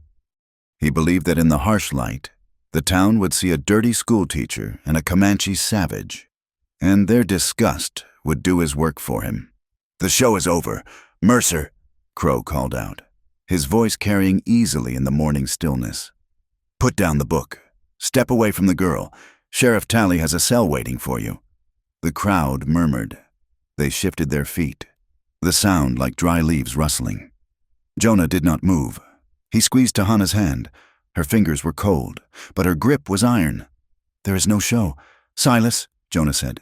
His voice was raspy, but it was steady. "There is only the truth, and before I go to any cell, I have something to finish." He turned to the crowd. He saw Mrs. Higgins. He saw the blacksmith. He saw the parents who had pulled their children from his class. "You all came here to see a spectacle," Jonah shouted. "You came because you were told a lie. You were told I was fired for being unfit. You were told I was fired for being dangerous." He pulled Tahana a step closer to him. "You sapped my livelihood," Jonah said, his voice rising. "You burned my school. You hunted us like animals. And why? Because I committed the crime of seeing a human being where you saw a target." He took a deep breath, the dry air filling his lungs. "The schoolteacher was fired for loving a poor Comanche," Jonah declared, the words ringing off the wooden front of the church. "That is the headline you wrote for me. Well, if that is my crime, I plead guilty. And if you want to judge me for it, then you will judge the whole man, not just the rumors." He looked at Silas Crow, then back to the people. "He fired me for loving her. So today, I will marry her right here, in front of the whole town, so you can see exactly what I choose. I choose her over your approval. I choose her over your fear. And I choose her over your silence." A shockwave went through the crowd. A wedding. In the middle of a standoff, it was absurd. It was defiant. It was the most cowboy thing anyone in Dry Creek had ever witnessed. Jonah turned to the church doors. Reverend Hiram Buckner was standing there, his arms crossed, his face a mask of stone. "Reverend," Jonah said, "will you perform the service?" Buckner sneered. "I will not make a mockery of the sacrament. Mercer, I will not bless a union that is an abomination in the eyes of the Lord. That woman is a heathen." "She has more God in her little finger than you have in your entire pulpit," Jonah retorted. He turned away from the church. He looked at Deputy Jed Larkin, who was still standing guard near the livery stable gates, his gun holstered but his hand resting near it. "Jed," Jonah called out, "you are an officer of the peace. You have the authority to witness a civil union?" Jed blinked. He looked at the sheriff, who was staring at Jonah with his mouth slightly open. He looked at Silas Crow, whose eyes were narrowing into dangerous slits. Then Jed looked at Jonah and Tahana. Jed took a step forward. He took off his hat. "I can do it," Jed said, his voice cracked. Then he cleared his throat. "I can do it." "Jedediah, you step back," Sheriff Talley warned. "No, sir," Jed said. "I reckon this is the only lawful thing happening in this square today." Jed walked to the center, standing before Jonah and Tahana. The crowd watched, mesmerized. The sheer audacity of the moment held them paralyzed. They could have rushed forward. They could have stopped it. But there was something ancient and powerful about a man and a woman standing alone against the world that demanded respect. "We do not have a Bible," Jed mumbled, looking down at his dusty boots. "We do not need one," Jonah said. He looked at Tahana. Up close, he could see the fatigue etched around her eyes. He could see the pulse beating in her throat, but he also saw a love so fierce it made his knees weak. "Tahana," Jonah said softly, ignoring the 100 people watching them. "I cannot promise you a big house. I cannot promise you that they will ever be kind. But I promise you this. I will never hide you. I will never let go of your hand. I will be the wall between you and the wind." Tahana looked up at him. Her eyes shone with tears she refused to shed. "I do not need a house," she said, her voice clear and strong, carrying to the back rows. "And I do not care if they are kind. I only care that you are true. I promise to walk with you when the path is smooth, and I promise to stay when the storm comes. I am your wife. You are my husband. That is the only law I know." Jed swallowed hard. He looked at the crowd, daring anyone to interrupt. "By the power, by the power of the territory of Texas and the badge I wear," Jed said, "I pronounce you man and wife." He didn't say, "You may kiss the bride." He didn't have to. Jonah leaned down and kissed Tahana. It wasn't a chaste peck. It was a kiss of claim, of desperate relief, of sealing a pact written in blood and dust. For a moment, the square was silent. The wind whistled through the eaves of the church. Then, from the back of the crowd, a single person started clapping. It was Lottie Finch. The sound was lonely and sharp. Then, slowly, hesitantly, the blacksmith joined in. Then Mrs. Higgins's husband. It wasn't a thunderous ovation, but it was enough. The spell of hatred that Silas Crow had cast was breaking. The town was seeing them not as symbols, but as people. Silas Crow saw it too. He saw his control slipping away like sand through his fingers. "Enough of this theater," Crow roared, spurring his horse forward. "Arrest him! He is holding stolen property." Jonah broke the kiss. He did not let go of Tahana's hand, but he turned to face Crow. He lifted the black ledger.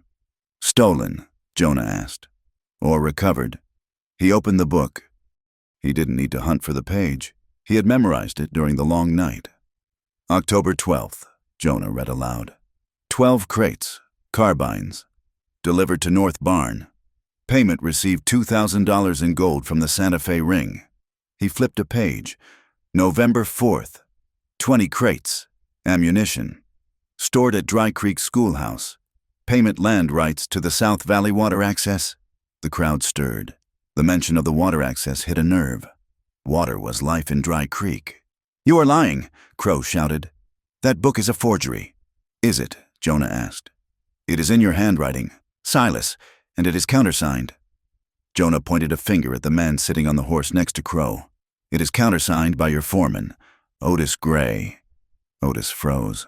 He looked at Jonah, then he looked at the crowd. He saw the sheriff looking at him with sudden interest.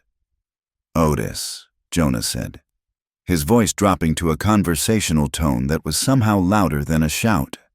"This ledger lists you as the transport captain.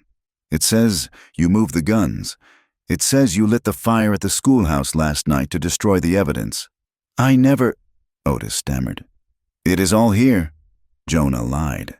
The ledger didn't explicitly say who lit the fire, but it detailed Otis's involvement in everything else. "Federal marshals hang gun runners, Otis, but they go easier on witnesses." Otis looked at Silas Crow. He saw the look in his boss's eyes, the cold, reptilian calculation. He knew that look. It was the look Crow gave a horse right before he put a bullet in its brain because it had broken a leg. Crow was going to cut him loose. Crow was going to blame it all on him. "Otis, shut your mouth," Crow hissed. "He made me do it," Otis blurted out. The confession hung in the air like smoke. "What did you say?" Sheriff Talley asked, stepping forward. "He made me," Otis shouted, pointing a trembling finger at Crow. "The guns, the school." "He said the teacher was getting too close. He told me to burn it. He said we could blame the Indian girl and the town would kill them for us." The crowd gasped. The turn was total. The narrative Silas Crow had built the story of the savage outsider and the corrupt teacher collapsed under the weight of the truth. Crow's face turned a violent shade of purple. "You traitorous dog!" Crow reached into his coat. He wasn't going for a cigar. "Drop it, Silas!" Jed Larkin shouted, leveling his pistol. But Crow was faster, or perhaps just more desperate. He pulled a derringer from his vest and fired wildly at Jonah. Bang! The shot went wide, kicking up dirt near Tahana's hem. Before Crow could cock the hammer again, a lasso snake snapped through the air. It wasn't the sheriff. It wasn't Jed. It was Tahana. She had grabbed the rope from the saddle of the horse standing next to her, the sheriff's horse. With a movement born of years of survival on the plains, she threw the loop. It settled perfectly over Silas Crow's shoulders. She yanked it tight with a guttural cry, bracing herself against the hitching post. Crow was jerked sideways. He lost his balance and fell from his massive stallion, hitting the dust with a bone-jarring thud. The derringer skittered away across the dirt. "Get him!" the blacksmith shouted. The mob, confused and angry and looking for a target, surged forward. But this time, they weren't swarming Jonah. They swarmed the man who had played them for fools. Sheriff Tally, realizing which way the wind was blowing, finally found his spine. He waded into the fray, pushing men aside. "Stand back," Tally yelled. "I will take him. He is under arrest." He hauled Silas Crow to his feet. The rancher's fine suit was covered in muck. His nose was bleeding. He looked at the townspeople, the people he had ruled with fear and money for 20 years, and he saw no sympathy. He saw only betrayal. "You are all fools," Crow spat. "I brought money to this town. I kept the order. You burned our school." "Mrs." Higgins said, stepping forward. She looked at Jonah, then back at Crow. "And you tried to kill a man for telling the truth." Tally slapped cuffs on Crow's wrists. "Otis Gray, get down off that horse. You're coming too." Otis dismounted slowly, his hands raised, looking relieved to be arrested rather than lynched. The square quieted down. The dust began to settle. Jonah lowered the ledger. His hand was shaking now. The adrenaline was fading, leaving behind a profound exhaustion. He looked at Tahana. She was still holding the end of the rope, her chest heaving. She dropped the rope. Jonah stepped closer to her. He didn't care about the sheriff, or Crow, or the town. He took her face in his hands. "Are you hurt?" he asked. "No," she whispered. She looked over his shoulder at the church, then at the charred remains of the schoolhouse visible in the distance. "But you have no school." Jonah looked at the ruins. It was true. The building was gone. His job was gone. The school board, now minus its chairman, would likely not be eager to rehire the man who had just caused the arrest of the town's wealthiest benefactor. But then he looked at the people. They weren't leaving. They were watching him. And in their eyes, he didn't see the hatred anymore. He saw something else. Respect. Lottie Finch walked up to them. She reached out and took Tahana's hand. "Come inside, Mrs. Mercer," Lottie said, using the name loud and clear. "I have a wedding breakfast to put on the table, and I imagine you two are hungry. Mrs. Mercer." The name hung in the air, solid and real. Jonah looked at Tahana. A small, tired smile touched her lips. "I am hungry," Tahana admitted. Jonah turned to Deputy Jed Larkin. "Thank you, Jed." Jed holstered his gun. He looked older than he had yesterday. "Don't thank me, Jonah. Just teach the kids good. If you ever get another school." "I will," Jonah said. He took his wife's hand. They walked through the parting crowd, up the steps of the boarding house. They walked with their heads high. They had lost the battle for the building, but they had won the war for their lives. Behind them, the sheriff led Silas Crow away to the jailhouse, the iron bars waiting to close on the man who had tried to build a kingdom on a foundation of lies. And in the center of the square, the black ledger lay in the dust, its pages fluttering in the wind, telling the story of how the truth, once spoken, cannot be burned away. The arrest of Silas Crow did not turn Dry Creek into paradise overnight. Human nature is not a chalkboard that can be wiped clean with a single stroke of an eraser. The prejudices that had been baked into the town's foundation like clay bricks in the sun remained hard and brittle. Reverend Hiram Buckner still preached from his pulpit about the dangers of mixing blood and the sanctity of the old ways. There were still women who crossed the street when Tahana walked by, pulling their skirts tight against their ankles as if her poverty were a contagion. There were still men in the saloon who muttered into their beer mugs that the teacher had tricked them, that the gun-running story was a fabrication, and that Silas Crow was a martyr for the cause of keeping the territory pure. But the violence had stopped. The fear that had choked the town, the fear that a man could be burned out of his home for speaking the truth, had evaporated with the smoke of the schoolhouse fire. Jonah and Tahana did not wait for the town to decide what to do with them. The day after the wedding, they packed their few belongings. Jonah had his trunk of books, miraculously saved from the fire because he had kept the most precious ones in his room at the boarding house. Tahana had her sewing kit and the few blankets she had saved from her shelter. They moved to a patch of land on the far side of Dry Creek, a mile from the center of town. It was not prime land. It was rocky, riddled with mesquite roots, and swept by the relentless wind. But it was unclaimed, and it faced the setting sun. "We will build here," Jonah said, looking at the scrub brush. "It is outside the town limits. They cannot evict us." "It is good ground," Tahana said, crumbling a handful of dirt in her fingers. "It is hard, but it reminds me of the rain." They built their house with their own hands. It was not a grand Victorian structure like the ones on Main Street. It was a cabin of rough-hewn logs and adobe mud, a blend of white architecture and Comanche practicality. Deputy Jed Larkin came out on his days off to help lift the heavy ridgepole. Lottie Finch sent a wagon with a cast-iron stove she had in storage, a wedding gift that meant they would not freeze when winter came. For the first month, they lived on the edge of survival. Jonah, the man of letters, learned the blistering reality of physical labor. His hands, once stained only with ink, became calloused and scarred. He learned to swing an axe, to mix mud for chinking, and to dig a well. Tahana taught him. She did not scold his clumsiness. She guided his hands with a patience that was its own kind of love. "You hold the axe too tight," she told him one afternoon, watching him struggle with a knotty piece of oak. "Let the weight of the iron do the work. You are trying to force the wood to agree with you. You must persevere."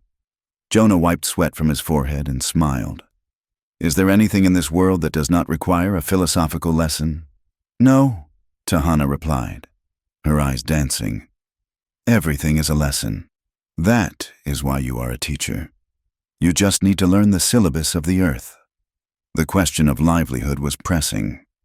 Jonah had no salary. The school board, in disarray after Crow's arrest and the revelation of the scandal, had not formally fired him, but they certainly weren't paying him. The burnt skeleton of the old schoolhouse stood as a blackened monument to the town's shame, and no one made a move to rebuild it. But a teacher cannot stop teaching any more than a creek can stop flowing. It started with Coetzee. The boys sat on the floor of their unfinished cabin, tracing letters in the dust with a stick. "I want to know the word for the hawk," Coetzee said one evening. "Hawk," Jonah said, spelling it out. H-A-W-K. "Hawk," Coetzee repeated. "Does it fly on the paper like it flies in the sky?" "If you write it well enough," Jonah said. "It soars." They began lessons in the mornings, sitting on the flat stones outside the cabin. 3 days later, a shadow fell across their makeshift classroom. Jonah looked up. Standing at the edge of the clearing was little Eli. The boy was holding a slate under his arm and a small sack of cornmeal in his hand. He looked nervous, shifting his weight from one dusty boot to the other. "Morning, Mr. Mercer," Eli mumbled. "Good morning, Eli," Jonah said, keeping his voice casual. "You are a long way from town. My PA said since there ain't no school in town, and since I am forgetting my multiplication tables, he said I should bring this cornmeal." Eli held out the sack. "As payment, if you have the time." Jonah felt a lump form in his throat. Eli's father was one of the men who had stood in the mob that night. "I always have time for multiplication." Jonah said gently, "Take a seat, Eli. We are just discussing the flight patterns of hawks." Eli sat down on a rock next to Coetzee. The white boy and the Comanche boy looked at each other. There was a moment of hesitation, the inherited distrust hovering between them. Then Coetzee held out his stick. "You can use this," Coetzee said in English. "The dirt is soft here." Eli took the stick. "Thanks." By the end of the week, there were 4 students. By the end of the month, there were 10. They came from the families who had been on the edges, the poor, the outcasts, the people who had felt the boot of Silas Crow's monopoly as much as anyone. They brought payment for chickens, firewood, and fresh milk. The school was nothing more than the shade of a large cottonwood tree and the front room of Jonah's cabin when it rained. But there was laughter there. The rigid discipline of the town school, with its rulers and its silence, was replaced by a chaotic, vibrant curiosity. Jonah realized he was a better teacher here than he had ever been in the classroom. He wasn't teaching them to be cogs in a machine. He was teaching them to be free thinkers. While Jonah rebuilt the minds of the children, Tahana rebuilt the dignity of their name. She did not hide in the cabin. She went into town. It was a brave thing, walking down Main Street with her head high, wearing the dress of a white woman but walking with the stride of a Comanche. She went to the livery stable first. She found the blacksmith, Mr. Miller, struggling with a saddle that had a torn girth strap. "That leather is dry," Tahana said, watching him fumble with a needle that was too thick. "If you stitch it like that, it will snap when the horse runs." Miller looked up, wiping grease on his apron. He grunted. "And I suppose you know better." "I know leather," Tahana said. "My people make saddles that last for 3 generations. Give it to me." She didn't wait for permission. She took the saddle. She sat on a barrel and pulled out her own awl and sinew thread. Her hands moved with a blurring speed and precision. She stitched the tear using a double lock stitch that Miller had never seen. When she handed it back 10 minutes later, the repair was stronger than the original leather. Miller examined it. He pulled on it. It didn't budge. "How much?" Miller asked gruffly. $2, Tahana said. "And you tell people who fixed it." Miller looked at her. He dug into his pocket and pulled out $2 silver. "Done." Word spread. It turned out that prejudice was strong, but the desire for quality workmanship was stronger. The cowboys didn't care who sewed their chaps as long as they didn't tear in the brush. The women, initially hostile, began to notice the intricate beadwork Tahana put on the collars of the coats she made for sale. She set up a stall on Saturday mornings in front of Lottie Finch's boarding house. She sold cured meats, herbal salves for rheumatism, and leather goods. One morning, Mrs. Higgins approached the stall. She fingered a beautifully embroidered shawl. "This is very fine work," Mrs. Higgins said, her voice stiff. "It is warm," Tahana said simply. "The wool is carded tight." I said some things," Mrs. Higgins stammered, looking at the ground. "At the church, I said things that were not kind." Tahana looked at the woman. She could have been angry. She could have refused to sell. But Tahana understood something about hate. It was a heavy burden to carry. And sometimes people were looking for a place to set it down. "The wind blows dust into everyone's eyes sometimes," Tahana said. "It clears." She wrapped the shawl. "For you, $1. Mrs. Higgins took the shawl. "Thank you, Mrs. Mercer." It was a small victory, quiet as a falling leaf, but it signaled a change in the season. Tahana was no longer the savage to be shooed away. She was the seamstress. She was the healer. She was indispensable. Jonah watched her from the doorway of their cabin one evening as she scraped a hide stretched on a frame. The setting sun painted her profile in gold. He had come west looking for a quiet life, a respectable life. He had thought that being a man meant having a position, a title, a steady income. He had thought dignity came from the approval of his peers. He had been wrong. He walked over to her and placed a hand on her shoulder. She leaned her cheek against his knuckles, a gesture of intimacy that still made his heart race. "You are tired," Jonah said. "My hands are tired," she corrected. "My spirit is full." "I saw the sheriff today," Jonah said. He told me the federal marshal is coming to take Silas Crow to the territorial prison in Yuma. The trial is set for next month. Good, Tahana said. But his shadow is already gone from this valley. Is it? Jonah asked. I still see people look at us. I still see the way they cross the street. Tahana turned to face him. She wiped her hands on her apron. Jonah, she said seriously, do you remember the night in the storm when we were blind? I remember. You trusted me to lead you, she said. Now, trust me on this. The people look because they are trying to understand. They have never seen a man stand up for a woman the way you stood up for me. It confuses them. It challenges them. Let them look. We are teaching them something they cannot learn in books. Jonah smiled. He realized she was right. He had learned to be a Western man not by strapping on a gun, though he kept a rifle for coyotes now, but by standing immovable beside the woman he loved. He had learned that courage was not the absence of fear, but the refusal to let fear dictate his loyalty. 6 months after the fire. Jonah finished the sign. He had carved it from a piece of seasoned oak, sanding it until it was smooth as glass. He painted the letters in bold black paint, using the very last of the pigment he had brought from the city. He climbed the ladder he had leaned against the front of their cabin, which had now been expanded with a dedicated room for the students. A dozen children stood below, watching him. Kotze was holding the nails. Eli was holding the hammer. Jonah took the sign and positioned it above the door. School. It didn't say Dry Creek District School. It didn't say Board Approved. It just said school. He hammered it into place. The sound echoed across the valley. Thud, thud, thud. A heartbeat of permanence. He climbed down and stepped back. Can we go in now, Mr. Mercer? A little girl named Sarah asked. I want to finish the story about the whale. Go in, Jonah said. The door is open. The children flooded inside, their boots clattering on the wooden floorboards. The sound of their voices, chattering and laughing, filled the air. It was a sound that erased the memory of the fire. Tahana came out of the house, drying her hands on a towel. She stood next to Jonah, looking at the sign. It is straight, she observed. I used a plumb line. Jonah said, I wanted it to be perfect. It is better than perfect, she said. It is ours.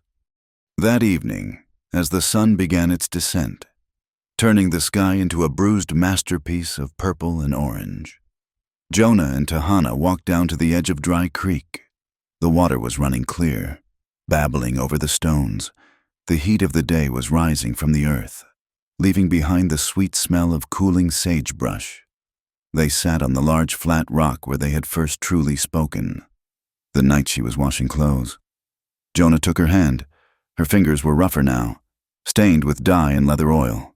But to him, they were the most beautiful hands in the world. Do you regret it? Jonah asked suddenly. The hard work, the whispers. You could have had an easier life if I'd just let you go north. Tahana laughed softly. North is cold, husband, and an easy life is a boring life. She squeezed his hand, interlacing her fingers with his. She looked at the ring on her finger, a simple band of silver that the blacksmith had made for Jonah in exchange for a geography lesson. I was poor once, Tahana said, her voice dropping to a whisper that matched the creek. I was called trash. I was called a savage. I was invisible.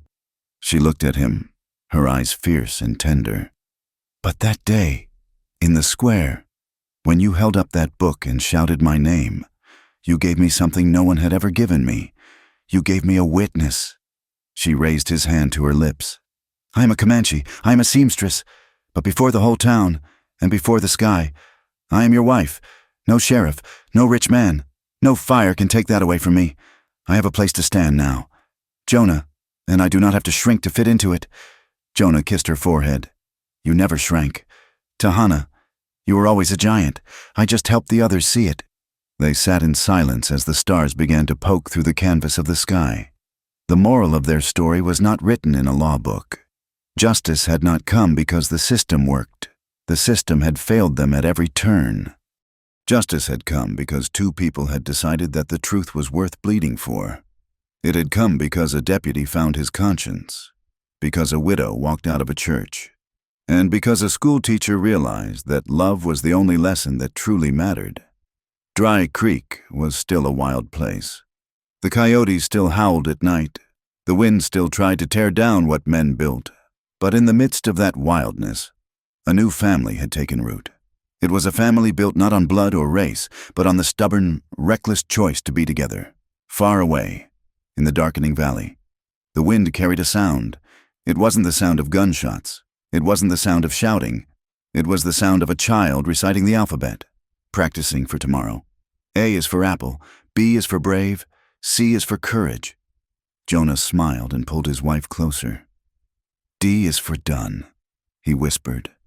No, Tahana corrected him, resting her head on his shoulder. B is for beginning. Thank you so much for listening to this story of Jonah and Tahana.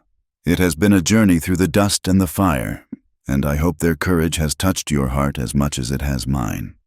I would love to know where you are tuning in from. Please leave a comment below telling me which part of the world you are listening from and what you thought of the ending.